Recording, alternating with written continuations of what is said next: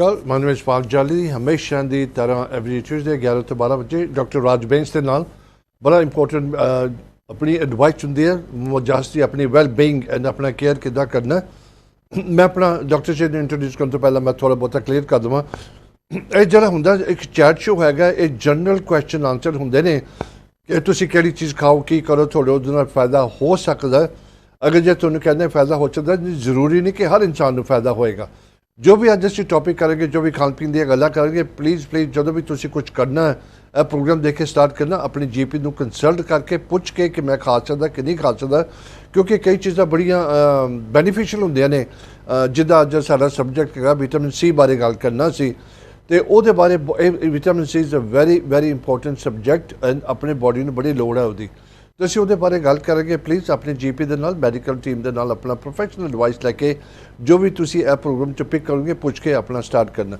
Hello जी doctor जी वाहिगुरू जी का खालसा वाहिगुरू की फतेह। वाहिगुरू जी का खालसा वाहिगुरू जी की फतेह। भाजी किद्दां तुहाडे हॉलीडे किद्दां रही ठीक एक जदों तुसी दवाई खाण तो पहले ना एक हॉलीडे भी बड़ी इंपॉर्टेंट चीज़ हुंदी इंसान लई। बिल्कुल भाजी बिल्कुल ते सानू कई चिर हो गया सी छुट्टी करन दा कोई मौका नहीं सी मिलिया करके मरीजां नाल असीं बहुत ज़्यादा ही बिजी होए हैं ते इदां हैगा भाई छुट्टी करनी पई क्योंकि बॉडी तुहानूं पता थक जांदी है दिमाग भी थक जांदा है ते अनफॉर्चुनेटली मरीज जिहड़े ओह सानूं लभदे रहिंदे छुट्टियां च भी ते सो इत्थे मैं हुणे माफ़ी मंग लैना मरीजां तो भई तुहाडे कॉल इस वीक नहीं आंसर कर सके क्योंकि असीं छुट्टी कीती होई सी ते कल नूं असीं वापस बड़ा अच्छी गल स्टार्ट की है। देखो लकीली कोई असी स्क्रिप्ट बनाया नहीं सीगा मैं डॉक्टर से हाल पूछा हॉलीडे पूछा तो गल चल पई इतों गल्लां चलदे चलदे हुण असीं मैडिकल की भी गल करेंगे थोड़ा बहुत अपनी वैल बीइंग की गल करेंगे। डॉक्टर साहब बड़ा तुसीं अच्छा मैंने जवाब दिता जो आम लोग जवाब दिंदे ने बड़े कामां दे विच किसी काम तुसीं जिंदगी का कर लो कि मैनूं टाइम नहीं लग्या मैं करांगा बंदा नहीं अपने आप नूं नहीं लुक आफ्टर करता हालांकि तुसीं प्रीच करदे हो कि तुसीं अपनी बॉडी ठीक रखण नूं की करो लेकिन खुद नूं इंसान टाइम नहीं दिंदा। हाँ जी ह्यूमन नेचर है खास करके साडी कम्यूनिटी विच क्योंकि असीं बहुत हार्ड वर्किंग लोग हैं है ना ते हमेशा असीं बहुत मेहनत करते हैं ते असीं अपने लिए टाइम नहीं कढदे हैगे सो मैं तो हुण यही फैसला कर लिया कि हरेक 2 महीनों बाद जरूर छुट्टी करनी है जी। बिल्कुल भाजी छुट्टी जाके आने ना फिर ही पता लगता है कि उन्हें तुहानूं की थोड़े च बेनीफिट कीती हॉलीडे ने तुहाडा माइंड फ्रैश थोड़ी बॉडी फ्रैश थोड़ी थिंकिंग डिफरेंट हो जाती है तुसीं अच्छी जोश काम शुरू करते हो वापस आन के। हाँ जी जरूरी रेस्ट चाहिए है क्योंकि बहुत ही अपने लोग 7 दिन काम करते हैं ते चलो जो बंदा जवान हुंदा उदों बहुता नहीं पता लगता है शरीर खिंचदा रहिंदा ते पर जदों थोड़ी जी उम्र तुहाडी वध जांदी है फिर बाद च तुहानूं पता लगदा जिहड़ा तुसीं बहुत ज़्यादा मेहनत कीती हुंदी है फिर फर्क पैंदा सेहत नूं ज़्यादा क्योंकि जिहड़े GP हैगे उन्हां दा एक बड़ा कॉमन लफ्ज़ हैगा वेयर एंड टेयर उत्थे गल करके पर्दा पा दिंदे ने। हाँ जी दैट्स राइट वो कॉमन जवाब यार पे हुण तेरे जो हो गया वेयर एंड टेयर हो गया हुण नहीं कुछ भी कर सकते जी सॉरी। बिल्कुल डॉक्टर साहब अज जिहड़ा तुसीं सबजैक्ट पिक कीता विटामिन C दा बहुत one of the important subject हैगा ਅਸੀਂ ਇਹਦੇ ਬਾਰੇ ਗੱਲ ਕਰਾਂਗੇ ਕਿ ਵਿਟਾਮਿਨ C ਕਿਉਂ ਇੰਪੋਰਟੈਂਟ ਹੈ ਅੱਗੇ ਪਹਿਲਾਂ ਡਾਕਟਰ ਸਾਹਿਬ ਤੁਸੀਂ ਕੀ ਕਹਿਣਾ ਚਾਹੋਗੇ what you going to say about it. ਹਾਂਜੀ ਸੋ ਜਿੱਦਾਂ ਤੁਸੀਂ ਕਹਿੰਦੇ ਪਏ ਵਿਟਾਮਿਨ C ਜਿਹੜਾ ਇਹ ਸਭ ਤੋਂ ਜ਼ਿਆਦਾ ਇੰਪੋਰਟੈਂਟ ਚਲੋ ਹੈਗੇ ਤਾਂ ਸਾਰੇ ਵਿਟਾਮਿਨਸ ਇੰਪੋਰਟੈਂਟ ਆ ਬਿਲਕੁਲ ਪਰ ਵਿਟਾਮਿਨ C ਖਾਸ ਕਰਕੇ ਜ਼ਿਆਦਾ ਇੰਪੋਰਟੈਂਟ ਹੈ ਕਿਉਂਕਿ ਸਾਰੇ biochemical reaction millions of reaction ਤੁਹਾਡੇ ਸਰੀਰ ਵਿੱਚ ਐਟ ਅ ਟਾਈਮ ਚੱਲ ਰਹੇ ਆ ਤੇ ਹਰੇਕ ਤਕਰੀਬਨ ਕੈਮੀਕਲ ਰਿਐਕਸ਼ਨ ਲਈ ਵਿਟਾਮਿਨ C ਦੀ ਲੋੜ ਹੈਗੀ ਆ ਹਾਂਜੀ ਤੇ ਹਰੇਕ ਸੈੱਲ ਜਿਹੜਾ ਸਾਡੀ ਬੋਡੀ ਵਿੱਚ ਦੇਖੋ ਮਿਲੀਅਨਸ ਆਫ ਸੈੱਲਸ ਆ ਸਾਡੀ ਬੋਡੀ ਵਿੱਚ ਤੇ ਉਹਨਾਂ ਦਾ ਜਿਹੜਾ ਸਟਰਕਚਰ ਆ ਮਜ਼ਬੂਤ ਰੱਖਣ ਲਈ ਵਿਟਾਮਿਨ C ਜ਼ਰੂਰੀ ਆ ਹਾਂਜੀ ਸੋ ਹਰੇਕ ਸੈੱਲ ਤਾਂ ਹੀ ਪ੍ਰੋਪਰ ਫੰਕਸ਼ਨ ਕਰੇਗਾ ਜੇ ਉਹਨੂੰ ਵਿਟਾਮਿਨ C ਮਿਲੇਗੀ ਹਾਂਜੀ ਤੇ ਸਾਨੂੰ ਜਦੋਂ ਪੜ੍ਹਾਇਆ ਜਾਂਦਾ ਸੀ ਤੇ ਉਦੋਂ ਖਾਸ ਕਰਕੇ ਵਿਟਾਮਿਨਸ ਤੇ ਜ਼ੋਰ ਨਹੀਂ ਸੀ ਦਿੰਦੇ ਨਿਊਟ੍ਰੀਸ਼ਨ ਬਹੁਤ ਘੱਟ ਪੜ੍ਹਾਉਂਦੇ ਆ ਕੋਰਸਿਸ ਵਿੱਚ ਮੈਡੀਕਲ ਕੋਰਸਿਸ ਵਿੱਚ ਹੋਮਿਓਪੈਥਿਕ ਕੋਰਸਿਸ ਵਿੱਚ ਤੇ ਉਹ ਉਦੋਂ ਏਦਾਂ ਹੁੰਦਾ ਸੀ ਵੀ ਨਹੀਂ ਜੀ ਤੁਹਾਨੂੰ ਡਾਇਟ ਵਿੱਚ ਸਭ ਕੁਝ ਮਿਲ ਜਾਂਦਾ ਆ ਤੇ ਹੁਣ ਅਸੀਂ ਹੌਲੀ ਹੌਲੀ ਆਪਣੇ ਆਪ ਖੁਦ ਐਕਸਪੈਰੀਮੈਂਟ ਕਰਕੇ ਫਾਈਂਡ ਆਊਟ ਕੀਤਾ ਵੀ ਜਿਹੜੀ ਅੱਜ ਕੱਲ੍ਹ ਦੀ ਡਾਇਟ ਆ ਉਹਦੇ ਵਿੱਚ ਵਿਟਾਮਿਨਸ ਦੀ ਬਹੁਤ ਘਾਟ ਹੋ ਚੁੱਕੀ ਆ ਤੇ ਵਜ੍ਹਾ ਇਹਦੀ ਆ ਵੀ ਇੱਕ ਤਾਂ ਸਾਨੂੰ ਜਿਹੜੇ ਫਰੈਸ਼ ਨਹੀਂ ਫੂਡ ਮਿਲਦੇ ਹੈਗੇ ਹਾਂਜੀ ਪਤਾ ਨਹੀਂ ਕਦੋਂ ਦੇ ਉਹ ਵੇਅਰ ਹਾਊਸ ਵਿੱਚ ਰੱਖੇ ਹੁੰਦੇ ਆ ਉਹ ਫਰੀਜ਼ ਕਰ ਕਰਕੇ ਟੈਂਪਰੇਚਰ ਲੋ ਕਰ ਕਰਕੇ ਤੇ ਉੱਥੇ ਨਾਈਟ੍ਰੋਜਨ ਛੱਡਦੇ ਆ ਵੀ ਖਰਾਬ ਨਾ ਹੋਣ ਜਿੱਦਾਂ ਐਪਲ ਆਉਂਦੇ ਆ ਮਾਰਕੀਟ ਵਿੱਚ ਉਹ ਹੁੰਦੇ ਪਿਛਲੇ ਸਾਲ ਦੇ ਹੁੰਦੇ ਐਪਲ ਲੱਗੇ ਹਾਂਜੀ। ਸੋ ਪਤਾ ਨਹੀਂ ਕਿੰਨਾ ਚਿਰ ਉਹ ਉੱਥੇ ਰੱਖ ਛੱਡਦੇ ਵੇਅਰ ਹਾਊਸ ਵਿੱਚ, ਸਬਜ਼ੀਆਂ ਜਿਹੜੀਆਂ ਆਉਂਦੀਆਂ ਬਾਹਰਲੇ ਮੁਲਕਾਂ ਤੋਂ ਆਉਂਦੀਆਂ ਆ ਤੇ ਉਹਨਾਂ ਨੂੰ ਕੋਈ ਪ੍ਰੀਕਾਸ਼ਨ ਲੈਣੇ ਪੈਂਦੇ ਵੀ ਜਲਦੀ ਖਰਾਬ ਨਾ ਹੋ ਜਾਣ। ਤੇ ਸੋ ਏਦਾਂ ਪੇ ਉਹ ਵਿਟਾਮਿਨ ਕੰਟੈਂਟ ਜਿਹੜਾ ਹੌਲੀ ਹੌਲੀ ਘਟ ਜਾਂਦਾ ਆ।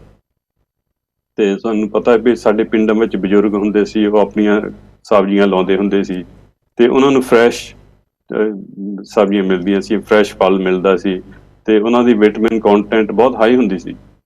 ਤੇ ਹੁਣ ਤਾਂ ਉਹ ਗੱਲ ਰਹੀ ਨਹੀਂ ਹੈਗੀ ਹਨਾ। ਤੇ ਬਾਕੀ ਹੋਰ ਜਿਹੜੇ ਪੈਸਟੀਸਾਈਡ ਸਪਰੇਅ ਛਿੜਕਦੇ, ਕੈਮੀਕਲਸ ਵਰਤਦੇ ਆ ਤੇ ਉਹਨਾਂ ਦੇ ਨਾਲ ਵੀ ਪੋਲੂਸ਼ਨ ਸਾਡੇ ਸਮੇਂ ਕਿ ਬੋਡੀ ਵਿੱਚ ਜ਼ਿਆਦਾ ਹੁੰਦੀ ਆ। ਤੇ ਜਿਹੜਾ ਪੋਲੂਸ਼ਨ ਆ ਤੇ ਹੁਣ এনवायरमेंट ਤਾਂ ਸਾਡੀ ਹੈਗੀ ਸਾਰੀ ਪੋਲੂਟਡ ਹਾਂਜੀ, ਫੈਕਟਰੀਆਂ ਚੋਂ ਧੂੰਆਂ ਨਿਕਲਦਾ ਆ, ਕੈਮੀਕਲਸ ਨਿਕਲਦੇ ਆ ਤੇ ਇਹ ਸਾਰਾ ਪੋਲੂਸ਼ਨ ਜਿਹੜਾ ਆ ਇਹਦੇ ਨਾਲ ਵਿਟਾਮਿਨ ਸੀ ਦੀ ਲੋੜ ਪੈਂਦੀ ਹੈ, ਕਿਉਂਕਿ ਵਿਟਾਮਿਨ ਸੀ ਜਿਹੜਾ ਉਹ ਤੁਹਾਡੀ ਬੋਡੀ ਨੂੰ ਡੀਟੌਕਸ ਵੀ ਕਰਦਾ ਆ। ਤੇ ਜਿੱਥੇ ਵੀ ਕੈਮੀਕਲਸ ਪੋਲੂਟੈਂਟਸ ਤੁਹਾਡੇ ਬੋਡੀ ਵਿੱਚ ਜਾਂਦੇ ਆ ਉੱਥੇ ਵਿਟਾਮਿਨ ਸੀ ਦੀ ਫਿਰ ਘਾਟ ਪੈ ਜਾਂਦੀ ਆ ਤੇ ਉਹ ਵਿਟਾਮਿਨ ਸੀ ਤੁਹਾਨੂੰ ਸਪਲੀਮੈਂਟ ਕਰਨਾ ਹੀ ਪੈਂਦਾ। ਡਾਕਟਰ ਸਾਹਿਬ ਇਹ ਜਿਹੜਾ ਹੁਣ ਅਸੀਂ ਜੇ ਗੱਲ ਕਰੀਏ ਜਿਹੜੀ ਹੁਣ ਘਾਟ ਪੈਂਦੀ ਹੈ ਸਪੈਸ਼ਲੀ ਇਨ ਵੈਸਟਰਨ ਕੰਟਰੀ, ਅਸੀਂ ਯੂਕੇ ਦੀ ਗੱਲ ਕਰੀਏ, ਜਦੋਂ ਤੁਸੀਂ ਇੰਡੀਆ ਪਾਕਿਸਤਾਨ ਰਹਿੰਦੇ ਸੀ ਜਾਂ ਤੁਸੀਂ ਕਿਸੇ ਟ੍ਰੋਪੀਕਲ ਕੰਟਰੀ 'ਚ ਰਹਿੰਦੇ ਸੀਗੇ, ਤੁਹਾਨੂੰ ਵੈਦਰ ਕਰਕੇ ਬੜੇ ਵਿਟਾਮਿਨ ਤੁਹਾਨੂੰ ਉੱਥੇ ਮਿਲ ਜਾਂਦੇ ਸੀਗੇ, ਜਿੱਦਾਂ ਵਿਟਾਮਿਨ B12 ਹੋਇਆ ਤੇ ਹੋਰ ਤੁਹਾਨੂੰ ਧੁੱਪ 'ਚ ਬੈਠਣ ਨਾਲ ਬੜਾ ਫਰਕ ਪੈਂਦਾ, ਜਿਸਮ ਖੁੱਲ੍ਹਦਾ ਹੈਗਾ। ਇਹਦੀ ਉਹਦੀ ਬੜੀ ਘਾਟ ਹੈਗੀ ਹੈ। ਬਾਕੀ ਉੱਥੇ ਡਾਈਟ ਬੜੀ ਫਰੈਸ਼ ਹੁੰਦੀ ਸੀ, ਬਾਹਰੋਂ ਸਬਜ਼ੀਆਂ ਬੜੀਆਂ ਘੱਟ ਆਉਂਦੀਆਂ ਸੀਗੀਆਂ, ਜੋ ਮੁਲਕ 'ਚ ਉੱਗਦਾ ਸੀ ਉਹੀ ਲੋਕ ਜ਼ਿਆਦਾ ਖਾਂਦੇ ਸੀਗੇ। ਸੋ ਆਈ ਕੈਨ ਅੰਡਰਸਟੈਂਡ, ਇੱਕ ਤਾਂ ਡਾਈਟ ਦਾ ਫਰਕ ਪੈ ਗਿਆ, ਇੱਕ ਵੈਦਰ ਦਾ ਫਰਕ ਪੈ ਗਿਆ, ਦੋਨਾਂ ਦੀ ਕਮੀ ਹੋਣ ਕਰਕੇ ਇਹ ਜ਼ਿਆਦਾ ਇਹਦੀ ਲੋੜ ਪੈ ਗਈ ਕਿਉਂਕਿ ਇਹਦੇ 'ਚ ਘਾਟ ਪੈ ਗਈ ਬਹੁਤ। ਦੈਟਸ ਰਾਈਟ ਭਾਜੀ। ਸੋ ਮੌਸਮ ਦਾ ਫਰਕ ਬਹੁਤ ਪੈਂਦਾ ਹੈ। ਤੁਹਾਨੂੰ ਪਤਾ ਹੈ ਕਿ ਜਦੋਂ ਧੁੱਪ ਵਾਲਾ ਦਿਨ ਹੁੰਦਾ ਹੈ ਤੁਸੀਂ ਆਟੋਮੈਟਿਕਲੀ ਕੁਝ ਜ਼ਿਆਦਾ ਚੁਸਤ ਫੀਲ ਕਰਦੇ ਆ, ਬੈਟਰ ਫੀਲ ਕਰਦੇ ਆ ਤੇ ਤੁਹਾਡੀ ਤਬੀਅਤ ਜਿਹੜੀ ਖੁਸ਼ ਤਬੀਅਤ ਹੁੰਦੀ ਉਦਣ ਤੇ ਬਹੁਤ ਫਰਕ ਪੈਂਦਾ ਮੌਸਮ ਨਾਲ। ਤੇ ਜਿਹੜਾ ਸਨਲਾਈਟ ਆ ਤੁਹਾਡੇ ਚਮੜੀ ਤੇ ਪੈਂਦੀ ਆ ਉਹਦੇ ਨਾਲ ਵਿਟਾਮਿਨ ਡੀ ਬਣਦੀ ਚਮੜੀ ਵਿੱਚ ਤੇ ਬੋਡੀ ਦੀ ਘਾਟ ਨਹੀਂ ਹੁੰਦੀ ਵਿਟਾਮਿਨ ਡੀ ਦੀ, ਤੇ ਵਿਟਾਮਿਨ ਡੀ ਵੀ ਬਹੁਤ ਹੀ ਇੰਪੋਰਟੈਂਟ ਆ। ਸੋ ਇਹ ਸਾਰੇ ਫੈਕਟਰ ਜਿਹੜੇ ਆ ਇਹ ਕਾਊਂਟ ਕਰਦੇ ਜੀ। ਭਾਜੀ ਬੜੀ ਕਮਾਲ ਦੀ ਗੱਲ ਹੈ, ਜਦੋਂ ਮੈਂ ਹੁਣ ਪੁਰਾਣੀ ਗੱਲ ਕਰਦਾ ਇੰਡੀਆ ਪਾਕਿਸਤਾਨ ਜਾਂ ਅਫਰੀਕਾ ਦੇ ਵਿੱਚ ਅਸੀਂ ਰਹਿੰਦੇ ਸੀਗੇ, ਬਹੁਤ ਬਿਮਾਰੀਆਂ ਅਸੀਂ ਕਦੀ ਸੁਣੀਆਂ ਵੀ ਨਹੀਂ ਸੀ, ਉਹ ਇੱਦਾਂ ਦੀ ਕਦੇ ਗੱਲ ਵੀ ਨਹੀਂ ਸੀ ਕੀਤੀ ਕਿ ਤੁਸੀਂ ਇਹ ਖਾਓ ਉਹ ਖਾਓ, ਪੱਤਰ ਖਾ ਲਿਆ, ਜੋ ਵੀ ਖਾ ਲਿਆ ਉਹ ਹਜ਼ਮ ਹੋ ਜਾਂਦਾ ਸੀ ਤੇ ਬਸ ਖਾ ਪੀ ਕੇ ਆਪਣੀ ਸਿਹਤ ਚੰਗੀ ਰਹਿੰਦੀ ਸੀਗੀ ਕਿਉਂਕਿ ਵੈਦਰ ਬਹੁਤ ਅੱਛਾ ਹੁੰਦਾ ਨਾ। ਹਾਂਜੀ ਹਾਂਜੀ, ਖਾਸ ਕਰਕੇ ਤੁਹਾਨੂੰ ਪਤਾ ਅਫਰੀਕਾ 'ਚ ਜਿੱਦਾਂ ਕੇਨੀਆ ਤੋਂ ਲੋਕੀ ਆਏ ਆ ਤੇ ਉਹ ਦੱਸਦੇ ਵੀ ਉੱਥੇ ਮੌਸਮ ਇੰਨਾ ਵਧੀਆ ਸੀ, ਟੈਂਪਰੇਟ ਕਲਾਈਮੇਟ, ਤੇ ਹਰੇਕ ਚੀਜ਼ ਉੱਥੇ ਫਰੈਸ਼ ਮਿਲਦੀ ਸੀ ਤੇ ਉਹਨਾਂ ਦਾ ਲਾਈਫ ਸਟਾਈਲ ਵੀ ਵਧੀਆ ਸੀ, ਉਹਨਾਂ ਦੀ ਸਟ੍ਰੈਸ ਵੀ ਘੱਟ ਸੀ। ਤੇ ਤੁਹਾਨੂੰ ਪਤਾ ਇਸ ਮੁਲਕ ਵਿੱਚ ਤਾਂ ਸਟ੍ਰੈਸ ਬਹੁਤ ਜ਼ਿਆਦਾ ਹੀ ਆ ਹਨਾ, ਇੱਥੇ ਦੌੜ ਲੱਗੀ ਰਹਿੰਦੀ ਹੈ ਤੇ ਉੱਥੇ ਅਫਰੀਕਾ ਵਿੱਚ ਲੋਕਾਂ ਦਾ ਰਿਲੈਕਸ ਲਾਈਫ ਸਟਾਈਲ ਸੀਗਾ ਤੇ ਤਕਰੀਬਨ ਬਹੁਤੇ ਲੋਕੀ ਹਾਂਜੀ ਬਿਜ਼ਨਸ ਕਰਦੇ ਸੀ ਤੇ ਉਹਨਾਂ ਦਾ ਜਿਹੜਾ ਲਾਈਫ ਸਟਾਈਲ ਇਹ ਸੀ ਉਹਦੇ ਨਾਲ ਬੰਦਾ ਹੈਲਥੀ ਰਹਿੰਦਾ ਸੀ।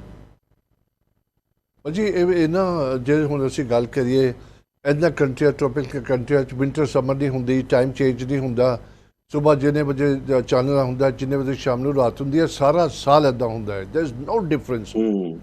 ਰੇਂਜ ਦਾ ਹੁੰਦਾ ਸ਼ਾਰਟ ਰੇਂਜ, ਲੌਂਗ ਰੇਂਜ, ਬਾਕੀ ਉਹਦਾ ਵਿੰਟਰ ਸਮਰ ਕੁਝ ਨਹੀਂ ਹੁੰਦੀ। ਪਲੈਜ਼ੈਂਟ ਐਬਸੋਲੂਟਲੀ, ਤੁਸੀਂ ਜਿੱਦਾਂ ਮਰਜ਼ੀ ਤਿਆਰ ਹੋ ਕੇ ਨਿਕਲੋ। ਮੈਂ ਡਾਕਟਰ ਸਾਹਿਬ ਜ਼ਰਾ ਨੰਬਰ ਰਿਪੀਟ ਕਰ ਦੇਣਾ ਲੋਕਾਂ ਨੂੰ ਤਾਂ ਕਿ ਤੁਸੀਂ ਕਾਲ ਕਰੋ। ਮੈਂ ਹਮੇਸ਼ਾ ਕਹਿੰਦਾ ਨਾ ਪਲੀਜ਼ ਸ਼ੋ ਦੇ ਦਰਮਿਆਨ ਕਾਲ ਕਰੋ, 0121551001 ਤੇ ਕਾਲ ਕਰਕੇ ਤੁਹਾਨੂੰ ਨੰਬਰ ਦਿੱਤਾ ਜਾਏਗਾ ਜੋ ਕਿ ਤੁਸੀਂ ਡਾਕਟਰ ਸਾਹਿਬ ਨੂੰ ਮੰਡੇ, ਵੈਨਸਡੇ, ਫਰਾਈਡੇ 10 ਤੋਂ 11 ਤੁਸੀਂ ਕਾਲ ਕਰ ਸਕਦੇ ਹੋ। 1 ਘੰਟਾ ਦਿੱਤਾ ਜਾਂਦਾ 3 ਦਿਨਾਂ ਦੇ ਵਿੱਚ। ਜਿਨ੍ਹਾਂ ਦੀ ਤੁਸੀਂ ਪ੍ਰਸਕ੍ਰਿਪਸ਼ਨ ਰਿਪੀਟ ਲੈਣੀ ਹੈ ਉਹ ਡਿਫਰੈਂਟ ਨੰਬਰ ਹੈਗਾ, ਉਹ ਵੀ same day. I think this is between 4 and 5 doctor ਸਾਹਿਬ, ਠੀਕ ਹੈ ਨਾ? 4 ਤੋਂ 5, 4 to 6। ਹਾਂਜੀ ਠੀਕ ਹੈ, ਚਲੋ that's fine. Please keep calling. ਅਗਰ ਕਿਸੇ ਨੂੰ ਬਹੁਤ ਜ਼ਰੂਰੀ ਕੋਈ ਕੁਐਸਚਨ ਹੈਗਾ ਕਿ ਤੁਹਾਨੂੰ ਅੱਜ ਹੀ ਜਵਾਬ ਚਾਹੀਦਾ ਡਾਕਟਰ ਉਹਨਾਂ ਕੋਲੋਂ, ਪਲੀਜ਼ ਜਦੋਂ ਤੁਸੀਂ ਸਾਡੇ ਕਾਲ ਸੈਂਟਰ ਨੂੰ ਕਾਲ ਕਰਦੇ ਹੋ ਉਹਨਾਂ ਨੂੰ ਮੈਸੇਜ ਦੇ ਦਿਓ, ਉਹ ਮੈਸੇਜ ਸਾਡੇ ਲੰਡਨ ਸਟੂਡੀਓ ਰਿਲੇ ਕਰ ਦਿੰਦੇ ਨੇ, ਫਿਰ ਮੈਂ ਉਹ ਤੁਹਾਨੂੰ ਔਨ ਯੋਰ ਬਿਹਾਫ ਪੁੱਛ ਸਕਦਾ ਹੈਗਾ।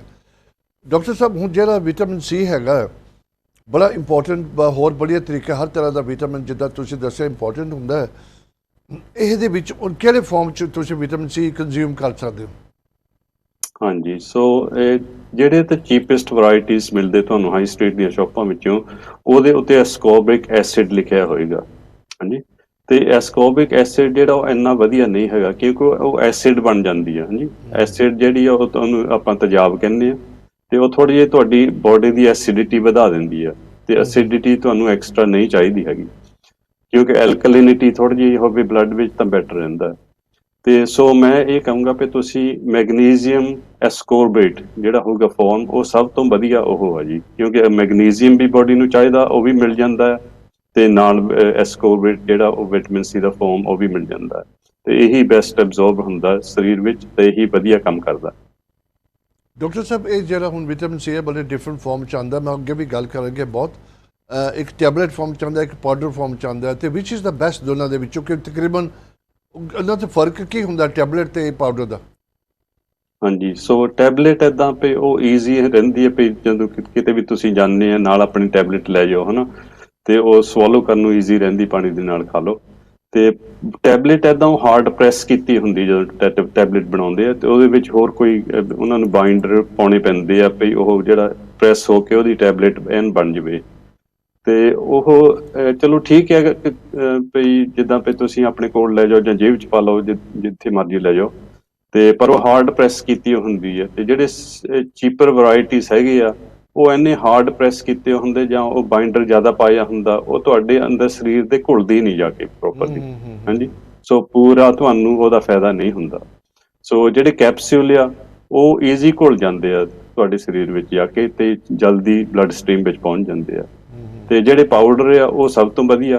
ਹਾਂਜੀ, ਪਾਊਡਰ ਤੁਹਾਨੂੰ ਪਤਾ ਆਲਰੇਡੀ ਪਾਊਡਰ ਫਾਰਮ ਹੈਗਾ ਆ, ਇੱਦਾਂ ਚਮਚੇ ਨਾਲ ਤੁਸੀਂ ਪਾਣੀ ਵਿੱਚ ਘੋਲ ਲਓ ਜਾਂ ਜੂਸ ਵਿੱਚ ਘੋਲ ਲਓ, ਤੇ ਘੋਲ ਕੇ ਪੀ ਲਓ, ਮਚ ਬੈਟਰ। ਜਿਹੜੀ ਵਿਟਾਮਿਨ ਸੀ ਬੜੇ ਡਿਫਰੈਂਟ ਫਾਰਮ 'ਚ ਮਿਲਦੀ ਹੈ, ਜਿੱਦਾਂ ਮੈਂ ਡਾਕਟਰ ਸਾਹਿਬ ਨੇ ਵੀ ਗੱਲ ਕੀਤੀ ਹੈ। ਜਿਹੜੀ ਟੈਬਲੇਟ ਵੀ ਹੈਗੀ ਡਾਕਟਰ ਸਾਹਿਬ, ਇੱਕ ਟੈਬਲੇਟ ਹੈਗੀ ਜਿਹੜੀ ਤੁਸੀਂ ਪਾਣੀ 'ਚ ਡਿਜ਼ੋਲਵ ਕਰਕੇ ਪੀਂਦੇ ਹੋ, ਉਹ ਵੀ ਠੀਕ ਹੈਗਾ, ਦਿਸ ਇਜ਼ ਨਾਟ ਬੈਡ, ਕਿਉਂਕਿ ਸਿੱਧੀ ਜਾ ਕੇ ਤੁਹਾਡੇ ਡਿਜ਼ੋਲਵ ਹੋ ਜਾਂਦੀ ਬੋਡੀ ਦੇ ਅੰਦਰ। ਮੈਂ ਫਿਰ ਰਿਪੀਟ ਕਰਾਂਗਾ, ਪਲੀਜ਼ ਜੋ ਅਸੀਂ ਕਹਿੰਦੇ ਪਏ ਹਾਂ ਹਮੇਸ਼ਾ ਆਪਣੇ ਜੀਪੀ ਦੇ ਨਾਲ ਮੈਡੀਕਲ ਐਡਵਾਈਸ ਲੈ ਕੇ ਸ਼ੁਰੂ ਕਰੋ। ਜੋ ਵੀ ਕਰਨਾ ਅਸੀਂ ਬੜੀ ਗੱਲਾਂ ਕਰਾਂਗੇ ਅੱਗੇ ਵੀ, ਕੀ ਤੁਸੀਂ ਚੀਜ਼ ਖਾ ਸਕਦੇ ਹੋ ਜਾਂ ਖਾਣੀ ਚਾਹੀਦੀ ਹੈ ਤੁਹਾਨੂੰ, ਉਹ ਵੀ ਪੁੱਛ ਕੇ ਡਾਕਟਰ ਨੂੰ ਸਟਾਰਟ ਕਰਿਓ, ਕਿਉਂਕਿ ਕਾਫੀ ਅੱਜ ਅਸੀਂ ਸਬਜੈਕਟ ਟਾਕ ਕਰਾਂਗੇ ਵਿਟਾਮਿਨ ਸੀ ਦਾ। ਡਾਕਟਰ ਸਾਹਿਬ, ਇੱਕ ਤਾਂ ਤੁਸੀਂ ਵਿਟਾਮਿਨ ਸੀ ਡਾਇਰੈਕਟ ਫਰਮ ਦਾ ਟੈਬਲੇਟ ਦੇ ਰਸਤੇ ਲੈਂਦੇ ਹੋ ਜਾਂ ਤੁਸੀਂ ਪਾਊਡਰ ਦੇ ਲੈਂਦੇ ਹੋ। ਹੁਣ ਫਰੂਟ ਇੱਕ ਬਹੁਤ ਕਾਫੀ ਮੈਂ ਪੜ੍ਹਾਂ ਉਹਨਾਂ ਦੇ ਨਾਮ ਬੜੇ ਹਾਈ ਰਿਕਮੈਂਡ ਕੀਤੇ ਜਾਂਦੇ ਨੇ, ਜਿਨ੍ਹਾਂ ਦੇ ਵਿੱਚ ਨਾ highest source of vitamin C ਹੈਗੀ ਹੈ, ਐਂਡ ਉਹਦੇ ਬਾਰੇ ਅਸੀਂ ਫਾਇਦਾ ਨੁਕਸਾਨ ਦੀ ਗੱਲ ਕਰਾਂਗੇ। ਡਾਕਟਰ ਸਾਹਿਬ, ਜਿੱਦਾਂ ਮੈਂ ਪਹਿਲਾਂ ਕਹਾਂ ਜਿਹਨਾਂ 'ਚ ਹਾਈਐਸਟ ਵਿਟਾਮਿਨ ਸੀ ਹੁੰਦੀ ਹੈ, ਗ੍ਰੇਪ ਫਰੂਟ ਹੋਇਆ, ਕੀਵੀ ਹੋਇਆ, ਮੈਂਗੋ ਹੋਇਆ, ਪਪਾਇਆ ਹੋਇਆ, ਪਾਈਨਐਪਲ, ਸਟ੍ਰਾਬੇਰੀਜ਼, ਰਾਸਬੈਰੀ, ਬਲੂਬੈਰੀਜ਼, ਕਰੈਨਬੈਰੀ ਐਂਡ ਵਾਟਰਮੈਲਨ। ਹੁਣ ਅਗਰ ਤੁਹਾਡੇ ਕੋਈ ਔਨਗੋਇੰਗ ਹੋਰ ਬਿਮਾਰੀਆਂ ਹੈਗੀਆਂ, ਦੋ these fruits R really good for ਆਪਣਾ ਵਿਟਾਮਿਨ ਸੀ ਇਨਕਰੀਜ਼ ਕਰਨ ਲਈ, ਤੇ ਤੁਸੀਂ ਉਹ ਤਾਂ ਹੀ ਮੈਂ ਤੁਹਾਨੂੰ ਬਾਰ-ਬਾਰ ਕਹਿੰਦਾ ਕਿ ਆਪਣੇ ਜੀਪੀ ਨੂੰ ਪੁੱਛ ਕੇ ਸਟਾਰਟ ਕਰਿਓ। These are the best for the vitamin C, but is it best for you for the other disease ਜੇ ਤੁਹਾਡੇ ਪਾਸ ਕੋਈ ongoing ਹੈਗੀ ਹੈ?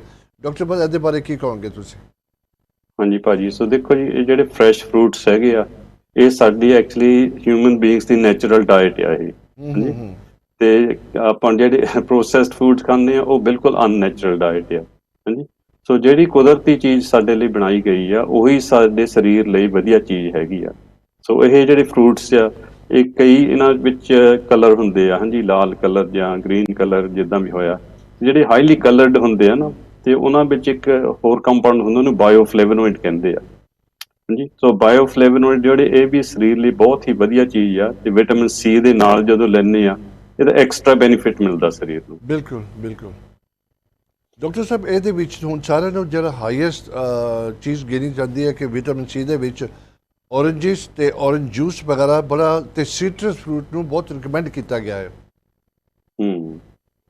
ਯਾ, ਸੋ ਸਿਟਰਸ ਫਰੂਟਸ ਜਿਹੜੇ ਆ, ਇਹਨਾਂ ਵਿੱਚ ਹਾਈਐਸਟ ਵਿਟਾਮਿਨ ਸੀ ਹੁੰਦੀ ਫॉर ਸ਼ੋਰ। ਹਾਂਜੀ, ਤੇ ਸੋ ਜੇ ਤੁਹਾਨੂੰ ਇਹ ਪਚਦੇ ਆ ਫਰੂਟਸ ਤਾਂ ਵੈਰੀ ਗੁੱਡ। ਹਾਂਜੀ, ਪਰ ਕਈ ਲੋਕੀ ਹੈਗੇ ਆ, ਉਹਨਾਂ ਨੂੰ ਇਦਾਂ ਦੀਆਂ ਠੰਡੀਆਂ ਚੀਜ਼ਾਂ ਜਿਹੜੀਆਂ ਗਿਣੀਆਂ ਜਾਂਦੀਆਂ ਉਹ ਨਹੀਂ ਪਚਦੀਆਂ, ਤੇ ਖਾਸ ਕਰਕੇ ਲੋਕੀ ਜਿਨ੍ਹਾਂ ਨੂੰ ਆਰਥਰਾਈਟਿਸ ਆ, ਉਹਨਾਂ ਲਈ ਸਿਟਰਸ ਫਰੂਟਸ ਇੰਨੇ ਅੱਛੇ ਨਹੀਂ ਹੈਗੇ। ਹਾਂਜੀ, ਕਰਕੇ ਉਹਨਾਂ ਨੂੰ ਫਿਰ ਐਗਰੀਵੇਸ਼ਨ ਹੁੰਦੀ ਜਦੋਂ ਵੀ ਉਹ ਕੋਈ ਔਰੇਂਜ ਖਾਂਦੇ ਆ, ਤੇ ਜੇ ਮੁੰਡੇ ਵਿੱਚ ਪ੍ਰੋਬਲਮ ਹੋਵੇ, ਮੁੰਡਾ ਜ਼ਿਆਦਾ ਦੁਖਦਾ ਹੈ, ਸੋ ਉਹਨਾਂ ਨੂੰ ਸਿਟਰਸ ਫਰੂਟਸ ਜਿਹੜੇ ਅਵੋਇਡ ਕਰਨੇ ਚਾਹੀਦੇ ਆ, ਤੇ ਬਾਕੀ ਹੋਰ ਫਰੂਟਸ ਜਿਹੜੇ ਆ ਉਹ ਵੀ ਹਾਈ ਵਿਟਾਮਿਨ ਸੀ ਹੈ, ਉਹ ਲੈ ਸਕਦੇ ਆ। ਬਿਲਕੁਲ, ਮੈਂ ਉਹੀ ਕਹਿ ਕੇ ਅਗਰ ਚੈੱਕ ਕਰਕੇ ਆਪਣੇ ਜੀਪੀ ਦੇ ਨਾਲ ਉਹ ਤੁਸੀਂ ਕੰਜ਼ਿਊਮ ਕਰੋ। ਦੋ ਜਿਨ੍ਹਾਂ ਚੀਜ਼ਾਂ ਦਾ ਫਾਇਦਾ ਹੁੰਦਾ ਉਹਨਾਂ ਦਾ ਨੁਕਸਾਨ ਵੀ ਜ਼ਰੂਰ ਹੁੰਦਾ ਹੈ, ਔਰ ਬਹੁਤ ਇੰਪੋਰਟੈਂਟ ਗੱਲ ਹੈ ਲਿਮਿਟੇਸ਼ਨ ਦੇ ਵਿੱਚ ਖਾਣਾ। ਜੋ ਵੀ ਚੀਜ਼ ਐਕਸੈਸਿਵ ਹੋਇਆ ਜਿਹਦੇ ਨਾਲ ਤੁਸੀਂ ਇਲਾਜ ਕਰਦੇ ਉਹ ਵੀ ਖਰਾਬ ਹੋ ਸਕਦੀ ਹੈ।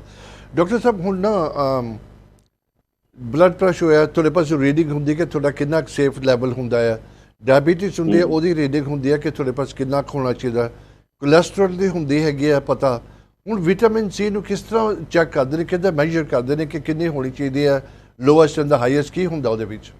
ਹਾਂਜੀ ਹਾਂਜੀ। ਸੋ ਜਿਹੜੇ ਵਿਟਾਮਿਨਸ ਆ ਇਹਨਾਂ ਦੇ about 60-70 years ago daily allowance ਬਣਾਈ ਸੀ ਉਹਨੇ। ਹਾਂਜੀ।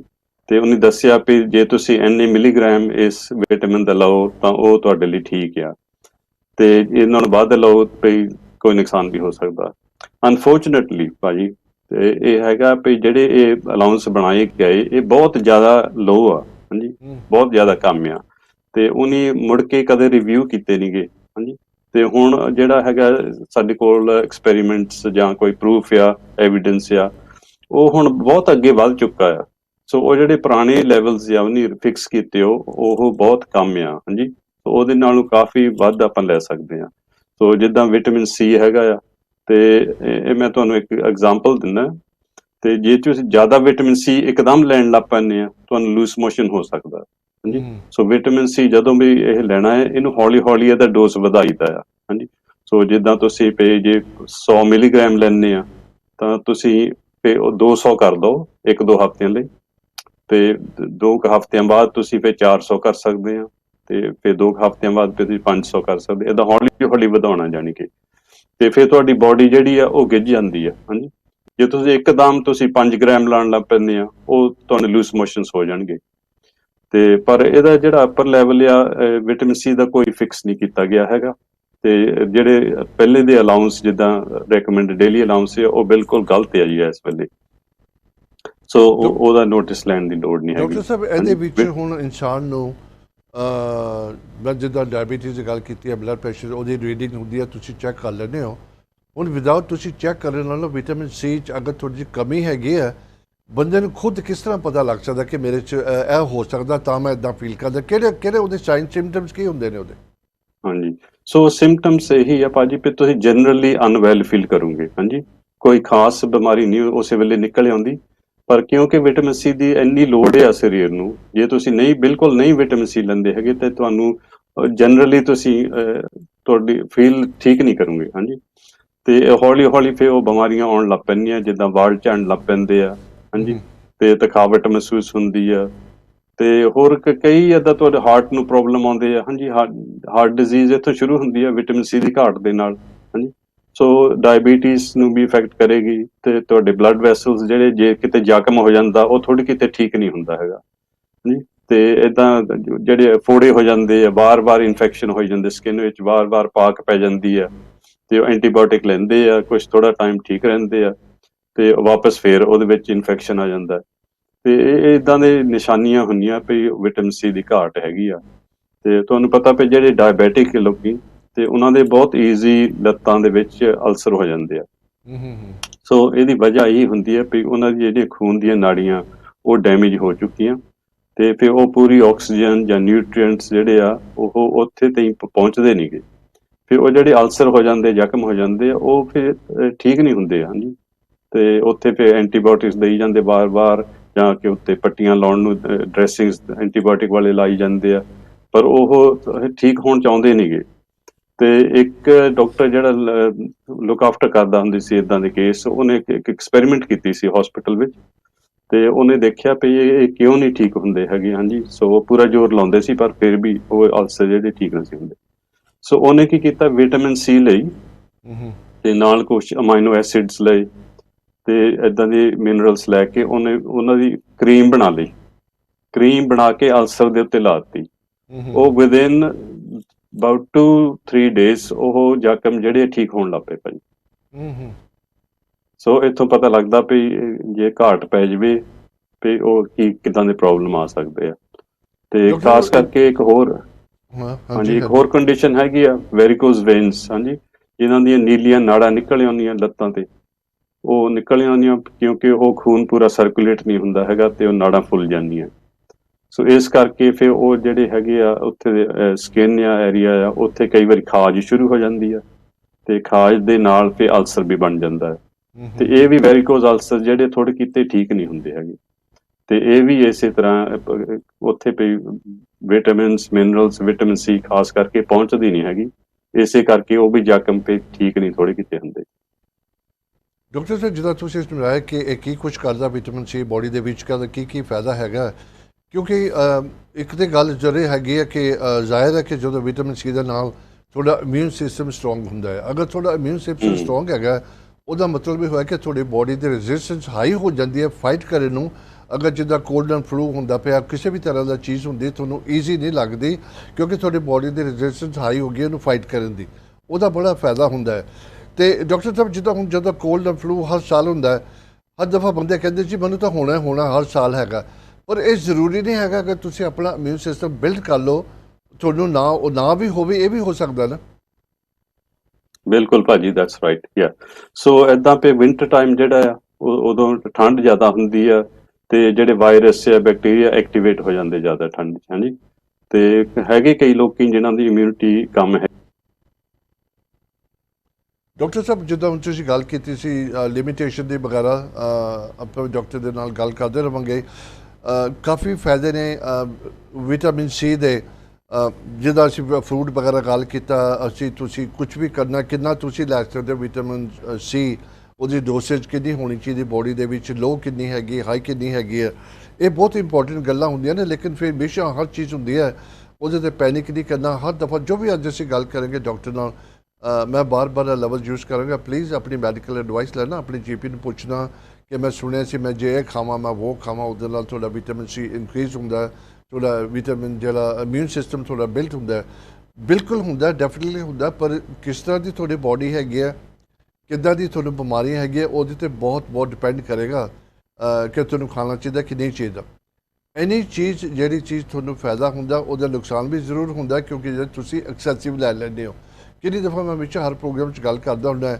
ਜਿਨ੍ਹਾਂ ਨੂੰ ਡਾਇਬੀਟੀਜ਼ ਵਗੈਰਾ ਹੈਗੀ ਹੈ ਅਤੇ ਉਹਨਾਂ ਨੇ ਜ਼ਿਆਦਾ ਮਿੱਠਾ ਖਾ ਲਿਆ ਅਤੇ ਆਮ ਲੋਕ ਕਹਿੰਦੇ ਨੇ ਚਲੋ ਮੈਂ 2 ਖੋਲਿਆ ਖਾ ਲਾਂਗਾ no it doesn't work like this ਉਹਦੀ ਲਿਮਿਟੇਸ਼ਨ ਹੁੰਦੀ ਹੈ ਜੇ ਤੁਹਾਨੂੰ ਇੱਕ ਰਿਕਮੈਂਡ ਕੀਤੀ ਗਈ ਹੈ ਜਿੰਨੇ ਵੀ ਗ੍ਰਾਮ 500 ਗ੍ਰਾਮ ਜਾਂ ਜਿੰਨੇ 1000 ਗ੍ਰਾਮ ਦੀ ਤੁਸੀਂ ਉਹੀ ਲੈਣੀ ਹੈ ਇੱਦਾਂ ਨਹੀਂ ਹੋਇਆ ਕਿ ਕੱਲ ਤੁਸੀਂ ਅੱਧੀ ਡੋਸੇਜ ਕਰਤੀ ਅਤੇ ਦੂਜੇ ਦਿਨ ਤੁਸੀਂ ਦੁਬਾਰਾ ਲੈ ਲਈ ਅਤੇ ਉਹ ਤੁਹਾਡੀ ਬੋਡੀ ਨੂੰ ਤੁਹਾਡੇ ਸਿਸਟਮ ਨੂੰ ਨੁਕਸਾਨ ਪਹੁੰਚਾਏਗਾ ਜ਼ਰੂਰ 100% ਇੱਦਾਂ ਚੀਜ਼ਾਂ ਦਾ ਬਹੁਤ ਖਿਆਲ ਰੱਖਣ ਦੀ ਲੋੜ ਹੈਗੀ ਹੈ ਮੈਂ ਡਾਕਟਰ ਜੀ ਨਾਲ ਹੁਣ ਗੱਲਾਂ ਕਰਾਂਗੇ ਕਿ ਹੋਰ ਕਿਹੜੇ ਰਸਤੇ ਨੇ ਅਸੀਂ ਵਿਟਾਮਿਨ ਸੀ ਆਪਣੇ ਬਲੱਡ ਦੇ ਵਿੱਚ ਕਿੱਦਾਂ ਇਨਕਰੀਜ਼ ਕਰ ਸਕਦੇ ਹਾਂ ਜਿੱਦਾਂ ਮੈਂ ਹੁਣੇ ਦੱਸ ਕੇ ਹਟਿਆ ਕਿ ਜਿਹੜਾ ਜਦੋਂ ਤੁਹਾਨੂੰ ਫਲੂ ਹੁੰਦਾ ਨਾ ਅਸੀਂ ਐਕਸੈਪਟ ਕਰ ਲੈਂਦੇ ਹਾਂ ਕਿ ਬੱਚਿਆਂ ਨੂੰ ਜਾਂ ਕਿਸੇ ਨੂੰ ਵੀ ਕਿ ਮੈਨੂੰ ਹਰ ਸਾਲ ਹੁੰਦਾ ਹੈ ਅਸੀਂ ਨਾ ਐਕਸੈਪਟ ਨਹੀਂ ਕਰ ਲੈਂਦੇ ਹਾਂ ਕਿਉਂਕਿ ਵਿੰਟਰ ਦਾ ਮਹੀਨਾ ਇਨਸਾਨ ਨੂੰ ਠੰਡੀ ਲੱਗ ਜਾਂਦੀ ਹੈ ਖਾਂਸੀ ਗਲਾ ਜ਼ੁਕਾਮ ਆਮ ਹੋ ਜਾਂਦੀਆਂ ਨੇ ਲੇਕਿਨ ਦੇਰ ਇਜ਼ ਅ ਵੇ ਕਿ ਤੁਸੀਂ ਇਹਨੂੰ ਫਾਈਟ ਕਰ ਸਕਦੇ ਹੋ ਤੁਹਾਡੀ ਬੋਡੀ 'ਤੇ ਬਹੁਤ ਡਿਪੈਂਡ ਕਰਦਾ ਹੈ ਉਹ ਬੋਡੀ 'ਤੇ ਤੁਸੀਂ ਕਿਸ ਤਰ੍ਹਾਂ ਆਪਣੀ ਕਿਹੜੀ ਡਾਈਟ ਖਾਂਦੇ ਹੋ ਕਿਸ ਤਰ੍ਹਾਂ ਤੁਸੀਂ ਆਪਣਾ ਇਮਿਊਨ ਸਿਸਟਮ ਬਿਲਡ ਕਰਦੇ ਹੋ ਬੜਾ ਫਰਕ ਪੈਂਦਾ ਉਹਦੇ ਵਿੱਚ ਡੈਫੀਨਿਟਲੀ ਸਨਸ਼ਾਈਨ ਹੋਈ ਹੌਲੀਡੇ ਹੋਇਆ ਤੁਸੀਂ ਵਿਟਾਮਿਨ ਸੀ ਇਹਦਾ ਪਾਊਡਰ ਫਾਰਮ 'ਚ ਲੈਣਾ ਜਾਂ ਕਿੱਦਾਂ ਲੈਣਾ ਅਤੇ ਹੁਣ ਮੈਂ ਡਾਕਟਰ ਸਾਹਿਬ ਜਿਹੜਾ ਹੁਣ ਵਿਟਾਮਿਨ ਸੀ ਤੁਸੀਂ ਬਲੱਡ ਵਿੱਚ ਕਿੱਦਾਂ ਕਿਸ ਤਰ੍ਹਾਂ ਕਿਹੜੇ ਫਾਰਮ 'ਚ ਹੁੰਦਾ ਹੈ ਇਸ ਦਿਸ ਦਾ ਬਲੱਡ 'ਚ ਇਨਕਰੀਜ਼ ਹੁੰਦਾ ਕਿ ਬੋਡੀ 'ਚ ਕਿੱਦਾਂ ਹੁੰਦਾ ਹੈ ਹਾਂਜੀ ਸੋ ਜਦੋਂ ਤੁਸੀਂ ਵਿਟਾਮਿਨ ਸੀ ਲੈਂਦੇ ਆ ਤਾਂ ਉਹ ਫਿਰ ਤੁਹਾਡੇ ਸਟਮਕ ਵਿੱਚ ਜਾ ਕੇ ਘੁਲਦਾ ਆ ਘੁਲ ਕੇ ਫਿਰ ਸਮੋਲ ਇੰਟੈਸਟਾਈਨ ਵਿੱਚ ਜਾਂਦਾ ਹੈ ਤੇ ਸਮੋਲ ਇੰਟੈਸਟਾਈਨ ਵਿੱਚੋਂ ਅਬਜ਼ੌਰਪਸ਼ਨ ਹੋ ਕੇ ਬਲੱਡ ਸਟ੍ਰੀਮ ਚਲੇ ਜਾਂਦਾ ਜੀ ਹਾਂਜੀ ਸੋ ਬਲੱਡ ਸਟ੍ਰੀਮ ਸਾਰੀ ਬਲੱਡ 'ਚ ਜਾ ਕੇ ਸਾਰੀ ਬੋਡੀ ਵਿੱਚ ਘੁੰਮ ਜਾਂਦਾ ਹੈ ਹਾਂਜੀ ਸੋ ਜਿੱਥੇ ਲੋੜ ਹੈਗੀ ਉੱਥੇ ਵਰਤਿਆ ਜਾਂਦਾ ਹੈ ਤੇ ਜਿਹੜਾ ਵਿਟਾਮਿਨ ਸੀ ਹੈ ਇਹ ਬਹੁਤਾ ਸਟੋਰ ਨਹੀਂ ਹੁੰਦਾ ਬੋਡੀ ਵਿੱਚ ਹਾਂਜੀ ਬਹੁਤ ਕਮ ਹੁੰਦਾ ਸਟੋਰੇਜ ਇਹਦਾ ਤੇ ਬੋਡੀ ਦਾ ਕੋਈ ਸਿਸਟਮ ਨਹੀਂ ਹੈਗਾ ਵੀ ਸਟੋਰ ਕਰ ਸਕਦੇ ਬਹੁਤਾ ਤੇ ਨਾ ਹੀ ਬੋਡੀ ਆਪ ਵਿਟਾਮਿਨ ਸੀ ਨੂੰ ਬਣਾ ਸਕਦੀ ਆ ਹਾਂਜੀ ਜਿੱਦਾਂ ਤੁਹਾਨੂੰ ਪਤਾ ਵਿਟਾਮਿਨ ਡੀ ਧੁੱਪ ਦੇ ਨਾਲ ਸਕਿਨ ਵਿੱਚ ਪੈਦਾ ਹੁੰਦੀ ਹੈ ਇਦਾਂ ਦਾ ਕੋਈ ਸਿਸਟਮ ਨਹੀਂ ਹੈਗਾ ਕਿ ਜਿੱਥੇ ਤੁਹਾਡਾ ਸਰੀਰ ਆਪ ਵਿਟਾਮਿਨ ਸੀ ਬਣਾ ਸਕੇ ਹਾਂਜੀ ਸੋ ਹਲੇ ਸਾਡੇ ਜਿਹੜੇ ਹਿਊਮਨ ਬੀਇੰਗਸ ਇਹਨਾਂ ਵਿੱਚ ਪਤਾ ਨਹੀਂ ਕਿਉਂ ਇਹ ਇਵੋਲੂਸ਼ਨਰੀ ਫਰਕ ਪੈ ਗਿਆ ਕਿਉਂਕਿ ਜਿਹੜੇ ਬਾਕੀ ਦੇ ਪਸ਼ੂ ਆ ਉਹ ਖੁਦ ਵਿਟਾਮਿਨ ਸੀ ਉਹਨਾਂ ਦੀ ਬੋਡੀ ਵਿੱਚ ਬਣਦਾ ਆ ਪਰ ਇਨਸਾਨ ਦੇ ਨਹੀਂ ਬਣਦਾ ਹੈਗਾ ਸੋ ਇਸੇ ਕਰਕੇ ਸਾਨੂੰ ਵਿਟਾਮਿਨ ਸੀ ਲੈਣਾ ਪੈਂਦਾ ਹੈ ਤੇ ਜਾਂ ਫਿਰ ਜਿੱਦਾਂ ਆਪਾਂ ਕਹਿੰਦੇ ਫਰੈਸ਼ ਸਬਜ਼ੀਆਂ ਫਰੈਸ਼ ਫਰੂਟ ਜਿਹੜੇ ਉਹਨਾਂ ਚੋਂ ਆਪਾਂ ਲੈ ਸਕਦੇ ਹਾਂ ਤੇ ਜਾਂ ਆਪਾਂ ਸਪਲੀਮੈਂਟ ਕਰ ਸਕਦੇ ਹਾਂ ਹਾਂਜੀ ਡਾਕਟਰ ਸਾਹਿਬ ਜਿਹੜਾ ਮੇਰਾ ਨੈਕਸਟ ਸਵਾਲ ਸੀ ਤੁਸੀਂ ਅੱਧਾ ਪਹਿਲਾਂ ਜਵਾਬ ਦੇ ਦਿੱਤਾ ਤੁਸੀਂ ਮੈਨੂੰ ਲੱਗਦਾ ਪੁੱਛਿਆ ਵੀ ਦੇਣ ਲੱਗ ਗਏ ਹੋ ਇਹ ਜਿੱਦਾਂ ਤੁਸੀਂ ਥੋੜ੍ਹਾ ਦੱਸ ਦਿੱਤਾ ਲੇਕਿਨ ਮੈਂ ਆਪਣੇ ਤਰੀਕੇ ਨਾਲ ਸਵਾਲ ਪੁੱਛਦਾ ਇਹ ਬੋਡੀ 'ਚ ਕਿੰਨੀ ਦੇਰ ਰਹਿੰਦਾ ਹੈ ਤਾਂ ਕਿ ਤੁਹਾਨੂੰ ਨਾ ਨੈਕਸਟ ਡੋਜ਼ ਦੀ ਲੋੜ ਪੈਂਦੀ ਹੈ ਇਹਦਾ ਮਤਲਬ ਕਹਿੰਦਾ ਕਿ ਤੁਹਾਡੇ ਜ਼ਿਆਦਾ ਹੋਵੇ ਨਾ ਘੱਟ ਹੋਵੇ ਤੁਹਾਨੂੰ ਰੋਜ਼ ਕੰਜ਼ੰਪਸ਼ਨ ਲੈਣੀ is that okay is that quite safe ਬਿਲਕੁਲ ਭਾਜੀ, ਬਿਲਕੁਲ ਹਰ ਰੋਜ਼ ਲੈਣਾ ਚਾਹੀਦਾ ਆ। ਤੇ ਕਈ ਵਾਰੀ ਇਹਦਾ ਕੁਐਸਚਨ ਆਉਂਦਾ ਪਏ ਜੇ ਅਸੀਂ 2 ਗ੍ਰਾਮ ਇਕੱਠੀ ਸਵੇਰ ਨੂੰ ਲੈ ਲਈਏ ਤਾਂ ਉਹ ਵੀ ਠੀਕ ਆ। ਤੇ ਇਦਾਂ ਬੈਟਰ ਆ ਜੇ ਤੁਸੀਂ ਸਪਲਿਟ ਕਰ ਲਓ ਡੋਜ਼, ਹਾਂਜੀ। ਸੋ ਸਵੇਰ ਨੂੰ ਲਓ ਤੇ ਸ਼ਾਮ ਨੂੰ ਵੀ ਲਓ, ਜਾਂ ਸਵੇਰ ਨੂੰ ਲਓ, ਦੁਪਹਿਰ ਨੂੰ ਲਓ ਤੇ ਸ਼ਾਮ ਨੂੰ ਲਓ। ਇਹ ਇਦਾਂ ਬੈਟਰ ਆ, ਇੱਕੋ ਵਾਰੀ ਨਾ ਸਾਰਾ ਲੈ ਲਓ, ਕਿਉਂਕਿ ਜਿੱਦਾਂ ਮੈਂ ਦੱਸਿਆ ਵੀ ਵਿਟਾਮਿਨ ਸੀ ਬੋਡੀ ਵਿੱਚ ਸਟੋਰ ਨਹੀਂ ਹੁੰਦਾ ਹੈਗਾ। ਸੋ ਜਿਹੜਾ ਐਕਸੈਸ ਵੱਧ ਹੁੰਦਾ ਆ ਤੇ ਉਹ ਤੁਹਾਡੇ ਬੋਡੀ ਵਿੱਚੋਂ ਨਿਕਲ ਜਾਂਦਾ ਨਾਲ ਦੀ ਨਾਲ। ਸੋ ਕਈ ਲੋਕ ਸਿਰਫ ਇੱਕ ਲੈਂਦੇ ਨੇ। ਡਾਕਟਰ ਸਾਹਿਬ ਟਾਈਮ ਬੜੀ ਫਾਸਟ ਜਾ ਰਿਹਾ, ਸਾਨੂੰ ਬ੍ਰੇਕ ਲੈਣੀ ਪਏਗੀ, ਮੈਂ ਬਾਅਦ 'ਚ ਵੀ ਗੱਲ ਕਰਾਂਗਾ। ਤੇ ਕਿਉਂਕਿ ਮੈਂ ਥੋੜੀ ਸ਼ੁਰੂ ਕਰ ਲੈਣਾ, ਅਗਰ ਜੇ ਬ੍ਰੇਕ ਟਾਈਮ ਆ ਗਿਆ ਤਾਂ 35 ਸੈਕਿੰਡ ਹੈਗੇ ਨੇ। ਮੈਂ ਚਲੋ ਟੈਲੀਫੋਨ ਨੰਬਰ ਵਗੈਰਾ ਰਿਪੀਟ ਕਰ ਦੇਣਾ, ਬਾਕੀ ਹੋਰ ਕਾਫੀ ਸਵਾਲ ਹੈਗੇ ਨੇ। ਪਲੀਜ਼ 0121 551 1001 ਤੇ ਕਾਲ ਕਰਕੇ ਹੀ ਤੁਸੀਂ ਆਪਣਾ ਉੱਥੋਂ ਨੰਬਰ ਲੈ ਲਓ ਸਾਡੇ ਕਾਲ ਸੈਂਟਰ ਤੋਂ, ਜਿਹੜਾ ਕਿ ਤੁਸੀਂ Monday, Wednesday, Friday between 10 and 11 doctor ਨੂੰ ਕਾਲ ਕਰਨਾ ਹੈ। ਐਂਡ ਦੂਸਰਾ ਨੰਬਰ ਹੈਗਾ ਜਿਹੜੇ ਪ੍ਰਿਸਕ੍ਰਿਪਸ਼ਨ ਚਾਹੀਦੀ ਉਹ ਵੀ ਹੈਗਾ। Please don't go too far. ਮੈਂ ਨਹੀਂ ਕਹਾਂਗਾ ਕਿ ਚਾਹ ਬਣਾਓ, ਅਸੀਂ ਥੋੜੀ ਜਿਹੀ ਬ੍ਰੇਕ ਲੈ ਕੇ ਵਾਪਸ ਆਉਂਦੇ ਹਾਂ ਜੀ। ਸਤਿ ਸ਼੍ਰੀ ਅਕਾਲ।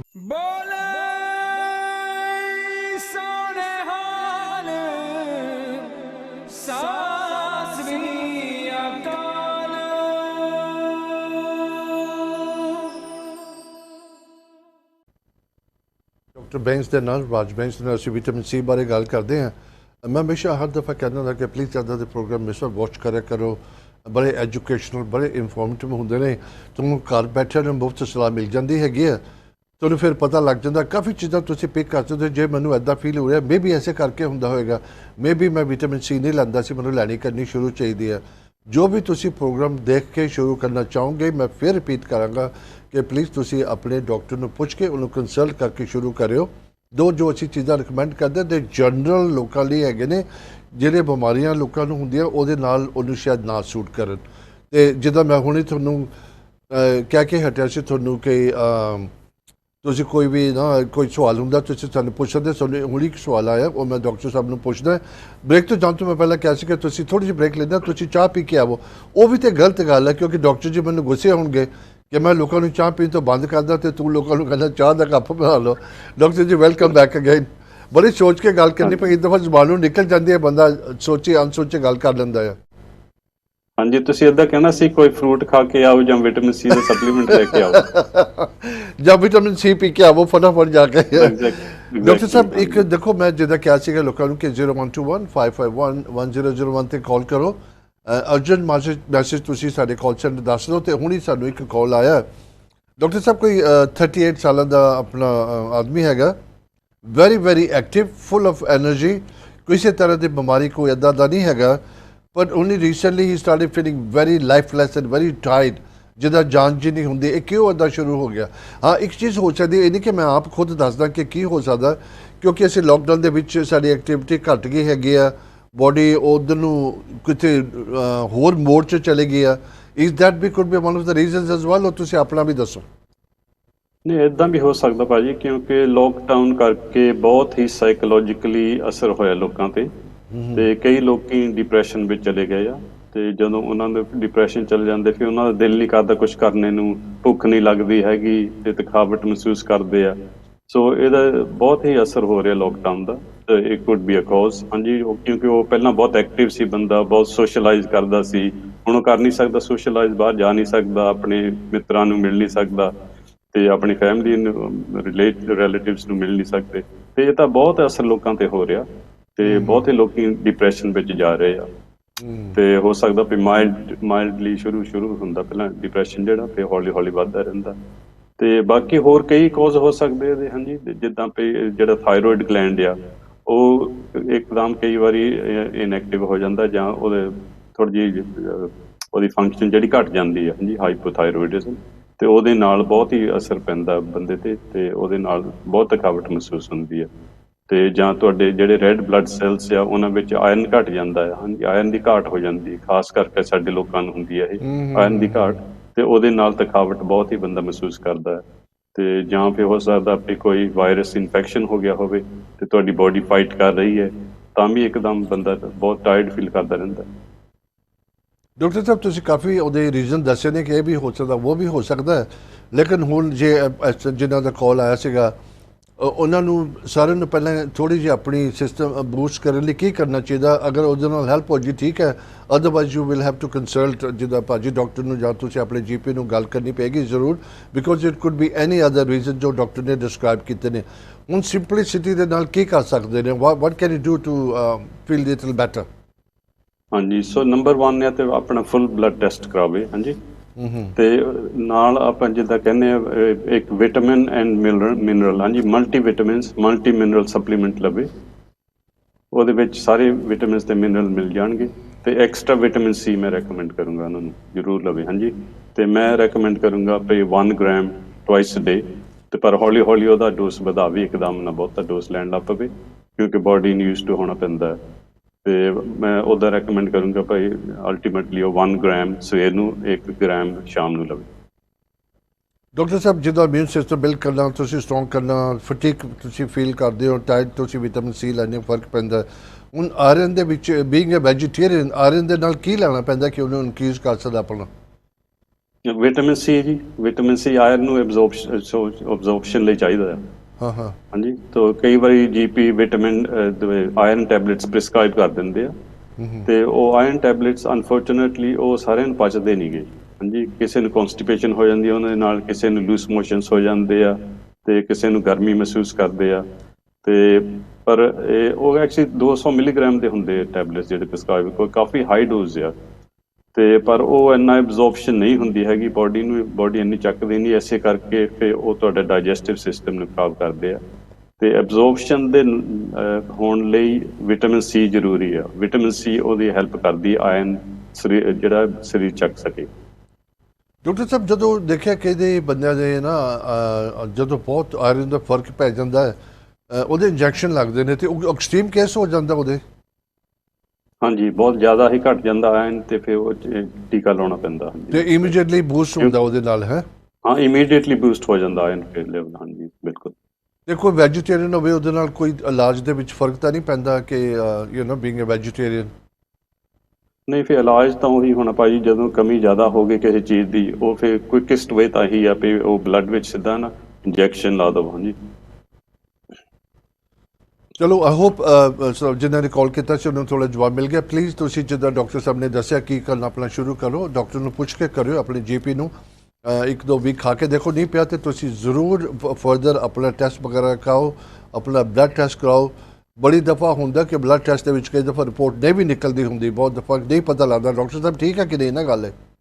ਨਹੀਂ ਸਰ, ਬਿਲਕੁਲ ਠੀਕ ਹੈ, ਬਿਲਕੁਲ ਠੀਕ ਹੈ, ਕਿ ਕੋਈ ਹੋਰ ਕਈ ਵਜ੍ਹਾ ਹੋ ਸਕਦੀ ਹੈ। ਤੇ ਬਿਲਕੁਲ ਬਲੱਡ ਟੈਸਟ ਚਲੋ ਉਹ ਤਾਂ ਹੈਲਪ ਕਰਦਾ ਨਾ, ਥੋੜਾ ਜਿਹਾ ਪੁਆਇੰਟਰ ਕਈ ਵਾਰੀ ਮਿਲ ਜਾਂਦਾ ਹੈ ਵੀ ਕੀ ਪ੍ਰੋਬਲਮ ਹੋ ਸਕਦਾ ਹੈ। ਪਰ ਬਹੁਤ ਹੀ ਵਾਰੀ ਫੁੱਲ ਬਲੱਡ ਟੈਸਟ ਲੋਕੀ ਕਰਾਉਂਦੇ ਆ ਤੇ ਉਹਦੇ ਵਿੱਚ ਕੁਝ ਵੀ ਨਹੀਂ ਆਉਂਦਾ ਹੈਗਾ, ਤੇ ਫਿਰ ਅਨਫੋਰਚੂਨੇਟਲੀ GP ਕਹਿੰਦੇ ਨਹੀਂ ਜੀ ਤੁਹਾਨੂੰ ਕੁਝ ਨਹੀਂ ਰੋਂਗ ਹੈਗਾ, ਪਰ ਮਰੀਜ਼ ਨੂੰ ਤਾਂ ਪਤਾ ਹੁੰਦਾ ਵੀ ਕੋਈ ਨਾ ਕੋਈ ਪ੍ਰੋਬਲਮ ਤਾਂ ਹੈਗਾ ਹੀ ਆ। ਤੇ ਕਿਉਂਕਿ ਉਹ ਉੱਦਾਂ ਨਹੀਂ ਹੈਗੇ ਫੀਲਿੰਗ ਜਿੱਦਾਂ ਪਹਿਲਾਂ ਸੀ, ਸੋ ਉਹਨੂੰ ਪਤਾ ਲੱਗ ਜਾਂਦਾ ਵੀ ਕੁਛ ਨਾ ਕੁਛ ਤਾਂ ਰੋਂਗ ਹੈਗਾ ਯਾਰ। ਤੇ ਜਸਟ ਬਿਕੋਜ਼ ਵੀ ਬਲੱਡ ਟੈਸਟ ਵਿੱਚ ਨਹੀਂ ਕੁਛ ਆਇਆ ਤੇ ਇਹਦਾ ਪ੍ਰੋਬਲਮ ਹੈ GP ਫਿਰ ਉੱਥੇ ਕੋਈ ਟ੍ਰੀਟਮੈਂਟ ਨਹੀਂ ਸ਼ੁਰੂ ਕਰਦੇ ਜਦ ਤੇ ਉਹਨਾਂ ਕੋਈ ਡੈਫੀਨਿਟ ਰਿਜ਼ਲਟ ਨਹੀਂ ਆਉਂਦਾ ਹੈ। ਪਰ ਇੱਥੇ ਹੋਮਿਓਪੈਥੀ ਵਿੱਚ ਸਾਡੇ ਕੋਲ ਐਡਵਾਂਟੇਜ ਹੈਗਾ, ਅਸੀਂ ਫਿਰ ਵੀ ਉਹ ਸਿੰਪਟਮਸ ਤੇ ਪੇਸ਼ੈਂਟ ਦੇ, ਮਰੀਜ਼ ਦੇ ਸਿੰਪਟਮਸ ਤੇ ਹੀ ਹੋਮਿਓਪੈਥੀ ਦਵਾਈ ਦੇ ਸਕਦੇ ਹਾਂ ਤੇ ਉਹਨਾਂ ਨੂੰ ਠੀਕ ਕਰ ਸਕਦੇ। ਬਹੁਤ ਹੀ ਕੇਸ ਇੱਦਾਂ ਦੇ ਆਉਂਦੇ ਭਾਜੀ। ਡਾਕਟਰ ਸਾਹਿਬ, ਜਿਹਦੀ ਵਿਟਾਮਿਨ C ਦਾ ਰਿਕੁਆਇਰਡ ਲੈਵਲ ਬਾਡੀ 'ਚ ਨਹੀਂ ਹੈਗਾ ਤੁਹਾਡੇ, ਤੇ ਉਹਦੇ ਨਾਲ ਤੁਸੀਂ ਕੀ ਇਮੀਡੀਏਟਲੀ ਕਰ ਸਕਦੇ ਹੋ, ਉਹਦਾ ਕੀ ਨੁਕਸਾਨ ਹੋ ਸਕਦਾ ਹੈਗਾ, ਉਹਦੇ ਬਾਰੇ ਤੁਸੀਂ ਕੀ ਰਿਕਮੈਂਡ ਕਰੋਗੇ? ਹਾਂਜੀ, ਸੋ ਭਾਜੀ ਜਦੋਂ ਤੁਹਾਡੇ ਕਮੀ ਹੋ ਜਾਂਦੀ ਵਿਟਾਮਿਨ C ਦੀ, ਤੇ ਤੁਹਾਡੇ ਜਿਹੜੇ ਬਲੱਡ ਵੈਸਲਸ ਆ ਉਹ ਡੈਮੇਜ ਹੋਣ ਲੱਗ ਪੈਂਦੇ ਆ। ਹਾਂਜੀ, ਖਾਸ ਕਰਕੇ ਅਸੀਂ ਦੇਖਿਆ ਹੈ ਵੀ ਹਾਰਟ ਡਿਜ਼ੀਜ਼ ਜਿਹੜੀ ਆ ਇਹ ਵਿਟਾਮਿਨ C ਦੀ ਕਮੀ ਦੇ ਨਾਲ ਹੁੰਦੀ, ਹਾਰਟ ਡਿਜ਼ੀਜ਼। ਹਾਂਜੀ, ਸੋ ਲੌਂਗ ਟਾਈਮ ਅਗੋ ਇਹ ਹਿਸਟਰੀ ਵਿੱਚ ਸੀਗਾ ਵੀ ਜਿਹੜੀ ਇੱਥੇ ਇੰਗਲੈਂਡ ਦੀ ਨੇਵੀ ਹੁੰਦੀ ਸੀਗੀ, ਤੇ ਉਹ ਨੇਵੀ ਦੇ ਜਿਹੜੇ ਸੇਲਰਸ ਹੁੰਦੇ ਸੀ ਉਹਨਾਂ ਨੂੰ ਇੱਕ ਬਿਮਾਰੀ ਹੋ ਜਾਂਦੀ ਸੀ, ਉਹਨੂੰ ਸਕਰਵੀ ਕਹਿੰਦੇ ਹੁੰਦੇ ਸੀ। ਤੇ ਉਹ ਬਹੁਤ ਹੀ ਚਿਰ ਇੱਦਾਂ ਉਹ ਹੁੰਦਾ ਰਿਹਾ ਵੀ ਲੋਕਾਂ ਨੇ ਜਦੋਂ ਸ਼ਿਪ ਵਿੱਚ ਜਾਣਾ ਉਹਨਾਂ ਨੂੰ ਕੋਈ ਫਰੈਸ਼ ਫਰੂਟ ਨਾ ਸੀ ਮਿਲਦਾ, ਤੇ ਉਹਨਾਂ ਨੂੰ ਹੌਲੀ ਹੌਲੀ ਇਹ ਸਕਰਵੀ ਦੀ ਬਿਮਾਰੀ ਸ਼ੁਰੂ ਹੋ ਜਾਂਦੀ ਸੀ। ਤੇ ਉਹ ਸਕਰਵੀ ਇਹੀ ਸੀ ਵੀ ਬਲੱਡ ਵੈਸਲਸ ਉਹਨਾਂ ਦੇ ਡੈਮੇਜ ਹੋਣ ਲੱਗ ਪੈਣੇ, ਦੰਦ ਨਿਕਲ ਜਾਣੇ ਉਹਨਾਂ ਦੇ, ਤੇ ਉਹਨਾਂ ਦੀ ਹਾਰਟ ਤੇ ਪ੍ਰੋਬਲਮ ਪੈਣਾ, ਤੇ ਇੱਦਾਂ ਦੀਆਂ ਸਕਿਨ ਪ੍ਰੋਬਲਮ ਆ ਜਾਣੀ। ਤੇ ਉਹ ਫਿਰ ਗਵਰਨਮੈਂਟ ਨੇ ਉਹਨਾਂ ਨੂੰ ਕਿਸੇ ਸਾਇੰਟਿਸਟ ਨੂੰ ਕਿਹਾ ਵੀ ਤੁਸੀਂ ਰਿਸਰਚ ਕਰੋ ਵੀ ਇਹ ਕਿਉਂ ਪ੍ਰੋਬਲਮ ਆਉਂਦਾ ਸੇਲਰਸ ਨੇਵੀ ਵਾਲਿਆਂ ਨੂੰ। ਤੇ ਉਹ ਫਿਰ ਡਾਕਟਰ ਨੇ ਰਿਸਰਚ ਕੀਤੀ ਤੇ ਉਹਨੇ ਫਿਰ ਰეკਮੈਂਡ ਕੀਤਾ ਵੀ ਇਹਨਾਂ ਨੂੰ ਵੀ ਫਰੈਸ਼ ਫਰੂਟ ਨਹੀਂ ਮਿਲਦਾ ਹੈਗਾ, ਇਸ ਕਰਕੇ ਪ੍ਰੋਬਲਮ ਪੈਂਦਾ। ਤੇ ਉਹਨੇ ਦੱਸਿਆ ਵੀ ਜਿਹੜੇ ਲਾਈਮਸ ਹੁੰਦੇ ਆ, ਲਾਈਮਸ ਇਹਨਾਂ ਨੂੰ ਦਿਆ ਕਰੋ ਖਾਣ ਨੂੰ। ਤੇ ਉਹ ਫਿਰ ਜਦੋਂ ਲਾਈਮਸ ਉਹਨਾਂ ਦੀ ਡਾਇਟ ਵਿੱਚ ਪਾਤੇ, ਰੈਗੂਲਰਲੀ ਲਾਈਮਸ ਖਾਣੇ, ਤਾਂ ਉਸ ਸਕਰਵੀ ਦੀ ਬਿਮਾਰੀ ਖਤਮ ਹੋ ਗਈ। ਤੇ ਇਸੇ ਕਰਕੇ ਜਿਹੜੇ ਆਸਟ੍ਰੇਲੀਅਨ ਲੋਕ ਆ ਇੱਥੇ ਗੋਰਿਆਂ ਨੂੰ ਉਹਨੇ ਨਾਂ ਉਹਨਾਂ ਦਾ ਪਾਇਆ ਲਾਈਮੀ। ਹਲੇ ਤਾਂ ਚੱਲਦਾ ਉਹ ਲਾਈਮੀ ਕੇ ਬੋਲਦੇ ਇੱਥੇ ਦੇ ਲੋਕਾਂ ਨੂੰ, ਲਾਈਮਸ ਕਰਕੇ। ਡਾਕਟਰ ਸਾਹਿਬ, ਜਿਹੜਾ ਵਿਟਾਮਿਨ ਸੀ ਹੈਗਾ, ਜਿੱਦਾਂ ਤੁਸੀਂ ਕਾਫੀ ਦੱਸਿਆ ਹਾਰਟ ਦਾ ਵੀ ਫਰਕ ਪੈਂਦਾ, ਚੀਜ਼ਾਂ ਦਾ ਪੈਂਦਾ, ਵਿਟਾਮਿਨ ਸੀ ਦੇ ਨਾਲ ਤੁਹਾਡੇ ਕਿਸੇ ਤਰੀਕੇ ਨਾਲ ਕਿਡਨੀ ਡੈਮੇਜ ਕਰ ਸਕਦਾ ਹੈ ਔਰ ਜਾਂ ਐਨੀ ਅਦਰ ਪਾਰਟ, ਤੇ ਉਹਦੇ ਕੋਈ ਸਾਈਡ ਇਫੈਕਟ ਹੈਗੇ ਨੇ ਵਿਟਾਮਿਨ ਸੀ ਦੇ?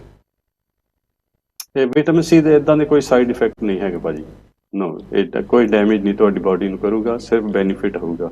ਪਰ ਕਿਡਨੀ ਨੂੰ ਨੁਕਸਾਨ ਪਹੁੰਚ ਸਕਦਾ ਉਹਦੇ ਨਾਲ? ਨਹੀਂ ਨਹੀਂ, ਕਿਡਨੀ ਨੂੰ ਨੁਕਸਾਨ ਨਹੀਂ ਪਹੁੰਚਦਾ ਹੈਗਾ, ਕਿਉਂਕਿ ਜਿਹੜੀ ਐਕਸੈਸ ਹੁੰਦੀ ਹੈ ਉਹ ਬਾਡੀ ਐਲੀਮੀਨੇਟ ਕਰ ਦਿੰਦੀ ਹੈ। ਹਾਂਜੀ, ਸਟੋਰੇਜ ਤਾਂ ਵਾਲੀ ਹੁੰਦੀ ਨਹੀਂ ਗੀ ਬਾਡੀ ਵਿੱਚ। ਤੇ ਇਦਾਂ ਜੇ ਤੁਸੀਂ ਐਸਕੋਰਬਿਕ ਐਸਿਡ ਲੈਂਦੇ, ਜਿੱਦਾਂ ਤੁਹਾਨੂੰ ਪਹਿਲਾਂ ਦੱਸਿਆ ਸੀ ਨਾ, ਉਹ ਐਸਿਡ ਹੁੰਦੀ ਆ ਤੇ ਉਹ ਬਾਡੀ ਲਈ ਇੰਨੀ ਅੱਛੀ ਨਹੀਂ ਹੈਗੀ। ਹਾਂਜੀ, ਐਸਕੋਰਬੇਟ ਲੈਣੀ ਚਾਹੀਦੀ ਆ, ਉਹ ਫਾਇਦੇਮੰਦ ਆ। ਤੇ ਜੇ ਤੁਸੀਂ ਬਹੁਤ ਜ਼ਿਆਦਾ ਹਾਈ ਡੋਜ਼ ਲੈਂਦੇ ਆ ਤਾਂ ਉਹ ਤਾਂ ਤੁਹਾਨੂੰ ਪਤਾ ਹੀ ਆ ਵੀ ਕੋਈ ਵੀ ਚੀਜ਼ ਬਹੁਤ ਜ਼ਿਆਦਾ ਹਾਈ ਡੋਜ਼ ਲੈਂਦੇ ਆ ਤੇ ਉਹ ਤੁਹਾਡੀ ਬਾਡੀ ਲਈ ਚੰਗੀ ਨਹੀਂ ਹੈਗੀ। ਹਾਂਜੀ, ਜਿੰਨੀ ਕੁ ਮਾਫਕ ਆ ਉਨੀ ਕੁ ਤੁਸੀਂ ਲਓ। ਤੇ ਐਕਚੁਅਲੀ ਇਹ ਵਿਟਾਮਿਨ ਸੀ ਤੇ ਰਿਸਰਚ ਜਿਹੜੀ ਬਹੁਤ ਜ਼ਿਆਦਾ ਕੀਤੀ ਸੀ, ਉਹਦਾ ਡਾਕਟਰ ਲਾਈਨਸ ਪੋਲਿੰਗ ਸੀ, ਇੱਕ ਸਾਇੰਟਿਸਟ, ਤੇ ਉਹਨੇ ਦੋ ਵਾਰੀ ਨੋਬੈਲ ਪ੍ਰਾਈਜ਼ ਜਿੱਤਿਆ ਸੀ ਭਾਜੀ। 2 ਵਾਰੀ ਨੋਬੈਲ ਪ੍ਰਾਈਜ਼ ਮਿਲਿਆ ਉਹਨੂੰ। ਤੇ ਉਹਨ ਬਹੁਤ ਹੀ ਰਿਸਰਚ ਕੀਤੀ ਸੀ ਤੇ ਉਹ ਆਪ ਖੁਦ ਹੌਲੀ ਹੌਲੀ 10 ਗ੍ਰਾਮ ਲੈਂਦਾ ਸੀ ਭਾਜੀ ਰੋਜ਼ ਵਿਟਾਮਿਨ ਸੀ ਦੇ। ਹਾਂਜੀ, ਸੋ ਮੈਂ ਇਹ ਨਹੀਂ ਰეკਮੈਂਡ ਕਿਸੇ ਨੂੰ ਕਰਦਾ ਵੀ ਤੁਸੀਂ 10 ਗ੍ਰਾਮ ਰੋਜ਼ ਦੇ ਲਓ। ਹਾਂਜੀ, ਪਰ ਉਹਦਾ ਇਨਟੇਕ ਇੰਨਾ ਸੀਗਾ 10 ਗ੍ਰਾਮ ਰੋਜ਼ ਦਾ। ਤੇ ਹੁਣ ਕਈ ਲੋਕੀ ਹੈਗੇ ਆ ਜਿਨ੍ਹਾਂ ਨੂੰ ਕੋਈ ਹਾਰਟ ਪ੍ਰੋਬਲਮ ਹੋ ਚੁੱਕਾ, ਮੈਂ ਦੇਖਿਆ ਉਹ 6 ਗ੍ਰਾਮ ਵੀ ਲੈਂਦੇ ਰੋਜ਼ ਦਾ। ਸੋ ਪਰ ਇਦਾਂ ਨਹੀਂ ਹੈਗਾ ਵੀ ਤੁਸੀਂ ਇੱਕਦਮ ਇੰਨੀ ਵਿਟਾਮਿਨ ਸੀ ਲੈਣ ਲੱਗ ਪੈਣੀ। ਤੇ ਪਰ ਤੁਸੀਂ ਜੇ ਵਧਾਉਣੀ ਆ ਤਾਂ ਹੌਲੀ ਹੌਲੀ ਵਧਾਉਣੀ ਚਾਹੀਦੀ ਆ। ਪਰ ਲਓ ਐਸਕੋਰਬੇਟ ਫੋਮ, ਉਹ ਤੁਹਾਨੂੰ ਕੋਈ ਨੁਕਸਾਨ ਨਹੀਂ ਕਰੇਗਾ। ਡਾਕਟਰ ਸਾਹਿਬ, ਤੁਸੀਂ ਆਪਾਂ ਪਹਿਲਾਂ ਮੈਨੂੰ ਲੱਗਦਾ ਸੀ ਬੜੇ ਲੋਕ ਹੈਗੇ ਨੇ ਜੋ ਸਿਰਫ ਇੱਕ ਦਫਾ ਸੁਬਾਹ ਬਿਫੋਰ ਈਟਿੰਗ ਐਨੀਥਿੰਗ ਉਦੋਂ ਵਿਟਾਮਿਨ ਸੀ ਲੈਂਦੇ ਨੇ, ਆਦਰ ਇਨ ਦਾ ਫਾਰਮ ਆਫ ਅ ਟੈਬਲੇਟ, ਜਾਂ ਟੈਬਲੇਟ ਨੂੰ ਡਿਸੋਲਵ ਕਰਕੇ ਪਾਣੀ ਦੇ ਵਿੱਚ, ਜਾਂ ਪਾਊਡਰ ਜਿਹੜਾ ਹੁੰਦਾ ਉਹਨੂੰ ਪਾਣੀ 'ਚ ਪਾ ਕੇ ਪੀਂਦੇ ਨੇ। ਮੈਂ ਜਦ ਥੋੜ੍ਹਾ ਬਹੁਤਾ ਚੈੱਕ ਕੀਤਾ ਸੀ ਕਿ ਤੁਸੀਂ ਡੇਲੀ 2000 ml ਤੁਸੀਂ ਨਾ ਅਬ ਤੱਕ ਤੁਸੀਂ ਲੈ ਸਕਦੇ ਹੋ। ਤੇ ਹੁਣ ਜੋ ਤੁਸੀਂ 3 ਦਫਾ ਦਿਨ 'ਚ ਲੈਂਦੇ, ਉਹਨੂੰ ਕਿੱਦਾਂ ਪਤਾ ਲੱਗਿਆ ਕਿ ਮੈਂ ਕਿੰਨੇ ml ਲੈ ਚੁੱਕਾ ਤਿੰਨਾਂ ਦੇ ਵਿਦਿਨ 3 ਡੋਜ਼ਿਸ ਦੇ ਵਿੱਚ? ਹਾਊ ਕੈਨ ਵਨ ਮੈਜਰ, ਉਹਨੂੰ ਕਿਸ ਤਰ੍ਹਾਂ ਹਿਸਾਬ ਰੱਖ ਸਕਦਾ? ਹਾਂਜੀ, ਨਹੀਂ, ਜੇ ਤੁਸੀਂ ਸੋਲਿਊਬਲ ਲੈਂਦੇ ਆ ਤਾਂ ਉਹ ਤੁਸੀਂ ਬ੍ਰੇਕ ਕਰ ਸਕਦੇ ਟੈਬਲੇਟ। ਹਾਂਜੀ, ਕਿਉਂਕਿ ਹਰੇਕ ਟੈਬਲੇਟ ਤੇ ਲਿਖਿਆ ਹੁੰਦਾ ਕਿੰਨੀ ਮਿਲੀਗ੍ਰਾਮ ਹੈਗੀ ਆ। ਓਕੇ। ਤੇ ਤੁਸੀਂ ਉਹ, ਹਾਂਜੀ, ਬ੍ਰੇਕ ਕਰਕੇ ਲੈ ਸਕਦੇ ਆ। ਤੇ ਜੇ ਪਾਊਡਰ ਹੈ ਉਹਦੇ ਨਾਲ ਮੈਜਰਮੈਂਟ ਮਿਲਦਾ ਹੈ, ਫਿਰ ਤੁਸੀਂ ਇੰਨੇ ਗ੍ਰਾਮ ਇਹਦੇ ਵਿੱਚ ਮੈਜਰਮੈਂਟ ਆਉਂਦੀ ਆ।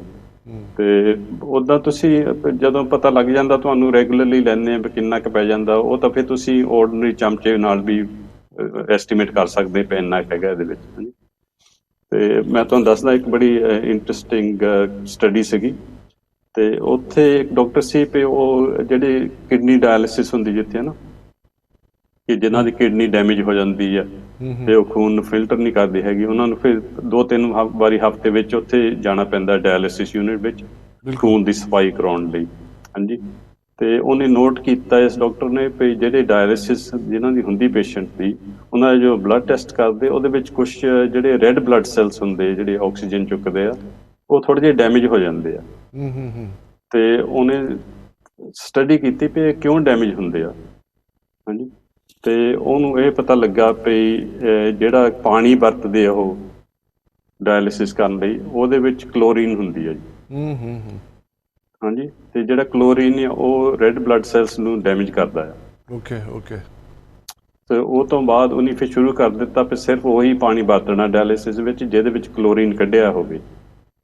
ਤੇ ਫਿਰ ਉਹਨੇ ਨੋਟ ਕੀਤਾ ਵੀ ਜਿਹੜੇ ਰੈੱਡ ਬਲੱਡ ਸੈੱਲ ਸੀਗੇ ਉਹ ਬਿਲਕੁਲ ਹੈਲਥੀ ਸੀਗੇ, ਡੈਮੇਜ ਨਹੀਂ ਹੋਏ। ਸੋ ਆਪਾਂ ਟੈਪ ਵਾਟਰ ਜਿਹੜਾ ਟੈਪ ਵਾਟਰ ਆਪਾਂ ਟੂਟੀ ਦਾ ਪਾਣੀ ਲੈਂਦੇ ਆ, ਉਹਦੇ ਵਿੱਚ ਕਲੋਰੀਨ ਪਾਈਓ ਹੁੰਦੀ ਆ, ਉਹ ਜਰਮਸ ਮਾਰਨੇ ਲਈ। ਸੋ ਮੇਰੀ ਇਹ ਸਲਾਹ ਆ ਵੀ ਜੇ ਤੁਸੀਂ ਟੈਪ ਵਾਟਰ ਵਰਤਦੇ ਆ ਤਾਂ ਜੱਗ ਵਿੱਚ ਪਾ ਕੇ ਰੱਖ ਲਿਆ ਕਰੋ, ਵੀ ਉਹ ਹੌਲੀ ਹੌਲੀ ਕਲੋਰੀਨ ਜਿਹੜੀ ਆ ਨਿਕਲ ਜਾਂਦੀ ਆ।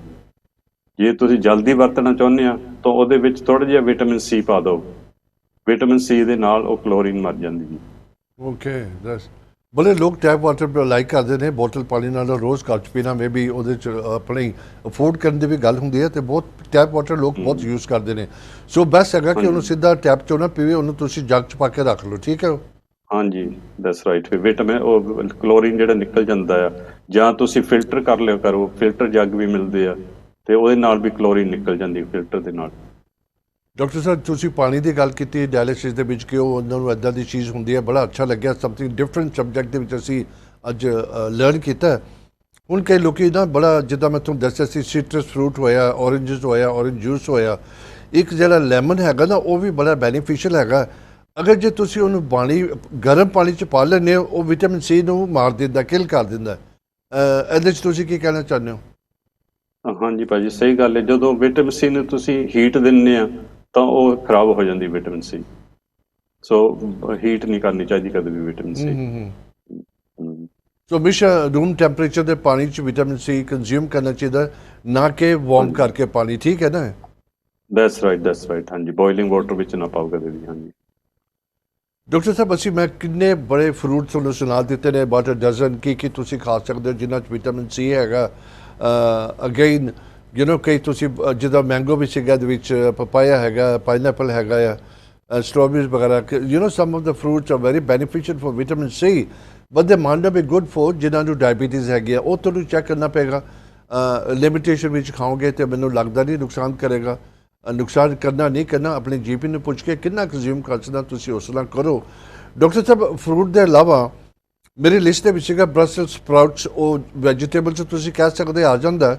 ਹੋਰ ਕਿਹੜਾ ਵੈਜੀਟੇਬਲ ਦੇ ਹੈ ਜਿਹੜਾ ਤੁਸੀਂ ਵਿਟਾਮਿਨ ਸੀ ਤੁਸੀਂ ਉਹਦੇ 'ਚ ਨਿਕਲਦਾ ਹੈਗਾ? ਹਾਂਜੀ ਸੋ ਇਹ ਬਰੋਕਲੀ, ਹਾਂਜੀ ਕੇਲ, ਬਰੋਕਲੀ, ਇੱਦਾਂ ਦੀਆਂ ਯੈਸ। ਜਿਹੜੀਆਂ ਹਾਂਜੀ ਹਰੀਆਂ ਚੀਜ਼ਾਂ ਜਿਹੜੀਆਂ ਹੈ, ਸੈਲਡਸ। ਹਾਂਜੀ ਤੇ ਇਹਨਾਂ ਵਿੱਚ ਸਾਰਿਆਂ 'ਚ ਵਿਟਾਮਿਨ ਸੀ ਕਾਫੀ ਜ਼ਿਆਦਾ ਹੁੰਦਾ ਜੀ, ਗ੍ਰੀਨਸ। ਡਾਕਟਰ ਸਾਹਿਬ ਇੱਕ ਚੀਜ਼ ਜ਼ਰੂਰ ਹੈਗੀ ਆ, ਮੈਂ ਤੁਹਾਨੂੰ ਦੱਸਾਂ, ਮੈਂ ਹਮੇਸ਼ਾ ਜਦੋਂ ਦਾ ਅਸੀਂ ਲੋਕਡਾਊਨ 'ਚ ਗਏ ਹੈਗੇ ਆ, ਜਿੱਦਾਂ ਤੁਸੀਂ ਵੀ ਹੁਣ ਕਹਿ ਕੇ ਹਟੇ ਡਾਕਟਰ ਸਾਹਿਬ, ਬਹੁਤ ਇੰਪੋਰਟੈਂਟ ਆ। ਅਸੀਂ ਲਾਈਫ ਸਟਾਈਲ ਚੇਂਜ ਹੋ ਗਿਆ, ਵੀ ਨੈਵਰ ਐਕਸਪੈਕਟਿਡ। ਜਦੋਂ ਅਸੀਂ ਪਿਛਲੇ ਮਾਰਚ ਵਿੱਚ ਲੋਕਡਾਊਨ 'ਚ ਗਏ, ਐਵਰੀ ਵਰਲਡ ਵਾਜ਼, ਮੈਂ ਯੂਕੇ ਦੀ ਗੱਲ ਕਰਾਂ, ਵੈਂਟ ਇਨਟੂ ਅ ਸ਼ੌਕ। ਲੋਕੀ ਡਿਪਰੈਸ਼ਨ ਚਲੇ ਗਏ, ਲੋਕੀ ਡਿਪਰੈਸ਼ਨ ਕਰਕੇ ਬਿਮਾਰ ਹੋ ਗਏ। ਡਾਕਟਰ ਸਾਹਿਬ ਹੁਣ ਕੀ ਹੋਇਆ, ਕਿਉਂਕਿ ਲੋਕਾਂ ਨੂੰ ਤੁਸੀਂ ਮਿਲਦੇ ਨਹੀਂ ਸੀਗੇ, ਨੌਨ ਅਸੈਂਸ਼ੀਅਲ ਸਾਰੀਆਂ ਦੁਕਾਨਾਂ ਬੰਦ ਸੀਗੀਆਂ, ਲੋਕਾਂ ਨੇ ਕਿਤੇ ਜਾਣਾ ਨਹੀਂ ਹੁੰਦਾ, ਤੇ ਉਹਨਾਂ ਨੇ ਆਪਣੇ ਆਪ ਨੂੰ ਲੁੱਕ ਆਫਟਰ ਕਰਨਾ ਬਿਲਕੁਲ ਬੰਦ ਕਰਤਾ। ਇਨ ਅ ਸੈਂਸ ਕੱਪੜੇ ਵੀ ਨਹੀਂ ਚੇਂਜ ਕਰਨੇ ਉਹਨਾਂ ਨੇ। ਉਹਨੂੰ ਪਤਾ ਸੀ ਮੈਂ ਵੱਡਾ ਕੋਟ ਪਾ ਲੈਣਾ, ਮੇਰਾ ਨਜ਼ਰ ਨਹੀਂ ਆਏਗਾ ਐਜ਼ ਲੌਂਗ ਮੇਰੇ ਸ਼ੂਜ਼ ਚੰਗੇ ਪਾਏ ਨੇ। ਆਪਣੀ ਦਸਤਾਰ ਕਿਸੇ ਨੂੰ ਬਹੁਤਾ ਬੌਦਰ ਨਹੀਂ ਕਰਨਾ, ਤੇ ਉਹਦੇ ਉੱਪਰ ਤੁਸੀਂ ਮਾਸਕ ਪਾ ਲੈਂਦੇ ਸੀ। ਸੋ ਤੁਹਾਡਾ ਜਿਸਮ ਸਾਰਾ ਲੁਕ ਗਿਆ ਤੇ ਬੰਦਿਆਂ ਨੇ ਆਪਣਾ ਤਿਆਰ ਹੋਣਾ, ਆਪਣੇ ਨੂੰ ਲੁੱਕ ਆਫਟਰ ਕਰਨਾ ਬਿਲਕੁਲ ਬੰਦ ਕਰਤਾ। ਉਹਦੇ ਨਾਲ ਵੀ ਬੜਾ ਇਫੈਕਟ ਪਿਆ ਹੈ।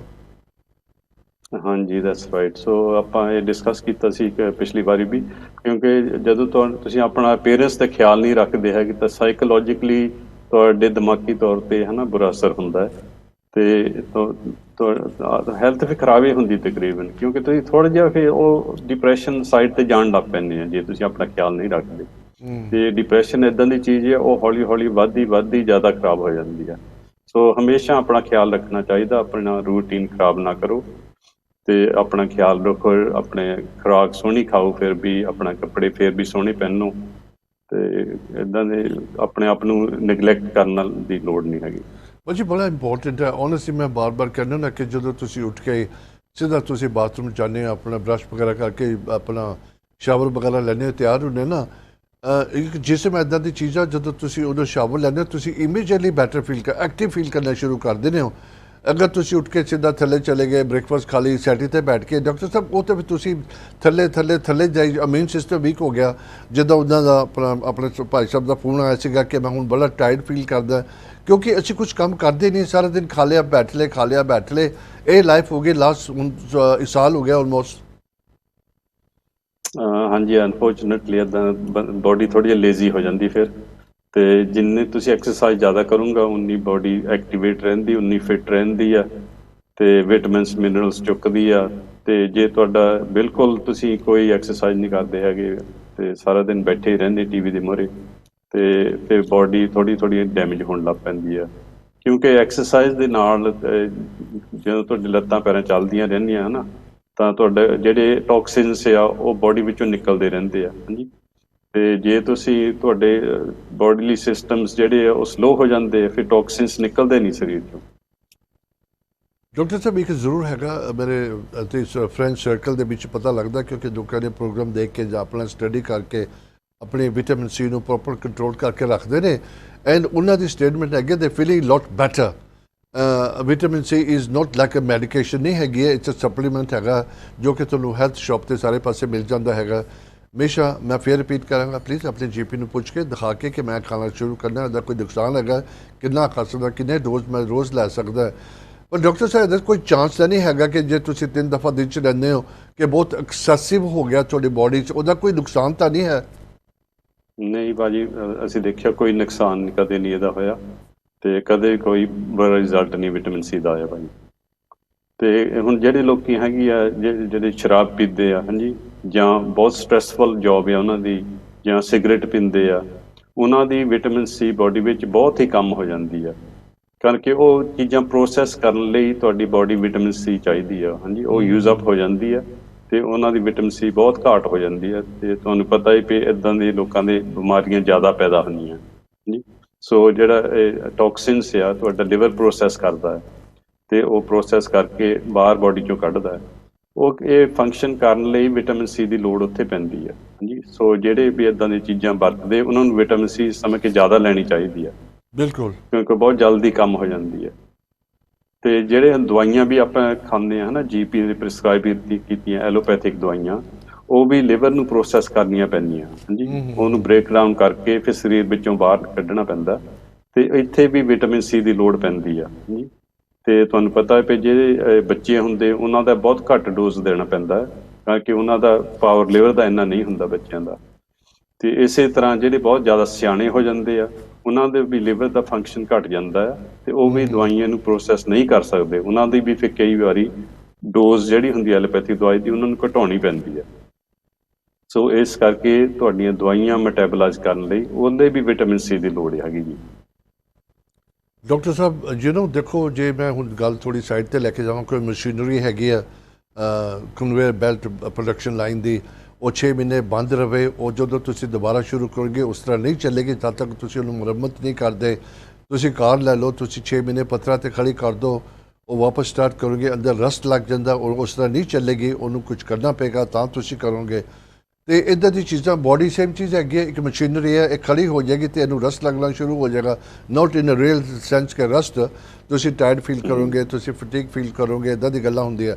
ਡਾਕਟਰ ਸਾਹਿਬ ਇੱਕ ਬੋਡੀ ਮਸ਼ੀਨਰੀ ਵਰਗੀ ਬਿਲਕੁਲ ਹੈਗੀ ਹੈ, ਇਹ ਬੜੀ ਕਮਾਲ ਦੀ ਚੀਜ਼ ਹੈ। ਜਦੋਂ ਤੁਸੀਂ ਹੁਣ ਤੁਹਾਡੇ ਜਿਸਮ ਨੇ ਫੀਲ ਕੀਤਾ ਕਿ ਮੈਨੂੰ 2-2.5 ਸਾਲ ਹੋ ਗਏ, ਮੇਰੀ ਬੋਡੀ ਕਹਿੰਦੀ ਤੂੰ ਨਾ ਹੁਣ ਆਰਾਮ ਕਰ, ਤੂੰ ਟੋਟਲੀ ਸਵਿਚ ਆਫ ਹੋ ਕੇ ਹੌਲੀਡੇ ਤੇ ਜਾ। ਜਦੋਂ ਤੁਹਾਡੀ ਬੋਡੀ ਤੁਹਾਨੂੰ ਦੱਸਦੀ ਹੈ ਕਿ ਤੁਹਾਨੂੰ ਕੀ ਕਰਨਾ ਚਾਹੀਦਾ, ਪਰ ਅਸੀਂ ਇਗਨੋਰ ਕਰਦੇ ਉਹਨੂੰ। ਹਾਂਜੀ, ਇਹੀ ਸਾਡਾ ਪ੍ਰੋਬਲਮ ਹੈ, ਅਸੀਂ ਓਵਰਰਾਈਡ ਕਰ ਦਈਦਾ, ਤੇ ਬੋਡੀ ਤਾਂ ਦੱਸ ਦਿੰਦੀ ਹੈ ਵੀ ਕੋਈ ਪ੍ਰੋਬਲਮ ਹੈਗਾ ਹੈ, ਵੀ ਤੁਸੀਂ ਰੈਸਟ ਕਰੋ ਜਾਂ ਹੈ ਕੋਈ ਹੌਲੀਡੇ ਕਰੋ, ਪਰ ਅਸੀਂ ਮੰਨਦੇ ਨਹੀਂ ਹੈਗੇ ਨਾ, ਅਸੀਂ ਓਵਰਰਾਈਡ ਕਰ ਦਈਦਾ ਆ, ਤੇ ਕੰਮੇ ਕਰੀ ਜਾਈਦਾ, ਕੰਮੇ ਕਰੀ ਜਾਈਦੇ ਆ। ਇਹ ਤੇ ਅਸੀਂ ਸਾਰੇ ਐਕਚੁਅਲੀ ਗਿਲਟੀ ਹੈਗੇ ਆ, ਇਨਕਲੂਡਿੰਗ ਮਾਈ ਸੈਲਫ, ਹਾਂਜੀ। ਤੇ ਤੇ ਪਰ ਕਰਨੀ ਚਾਹੀਦੀ ਰੈਸਟ, ਬਿਲਕੁਲ ਬੋਡੀ ਨੂੰ ਰੈਸਟ ਦੇਣ ਦੀ ਲੋੜ ਹੈਗੀ ਆ। ਤੁਹਾਨੂੰ ਪਤਾ ਹੀ ਆ ਵੀ ਵੀਕਐਂਡ ਇਸੇ ਲਈ ਬਣਾਇਆ ਹੁੰਦਾ ਹੈ, ਸੰਡੇ ਖਾਸ ਕਰਕੇ, ਤੇ ਹਰੇਕ ਨੂੰ ਛੁੱਟੀ ਹੁੰਦੀ ਆ, ਵੀ ਇੱਕ ਦਿਨ ਤੁਸੀਂ ਐਟਲੀਸਟ ਰੈਸਟ ਕਰੋ। ਪਰ ਅਨਫੋਰਚੂਨੇਟਲੀ ਕਈ ਵਾਰੀ ਅਸੀਂ ਇੰਨੇ ਕੰਮਾਂ ਵਿੱਚ ਬਿਜ਼ੀ ਹੋ ਜਾਈਦਾ, ਫਿਰ ਵੀ ਸਾਨੂੰ ਥੋੜ੍ਹਾ ਬਹੁਤਾ ਕੰਮ ਕਰਨਾ ਹੀ ਪੈਂਦਾ ਆ। ਤੇ ਪਰ ਇੱਦਾਂ ਹੈਗਾ ਵੀ ਤੁਸੀਂ 2-3 ਮਹੀਨਿਆਂ ਬਾਅਦ ਜ਼ਰੂਰ ਇੱਕ ਬ੍ਰੇਕ ਕਰੋ, ਤੇ ਇਹ ਜ਼ਰੂਰੀ ਆ।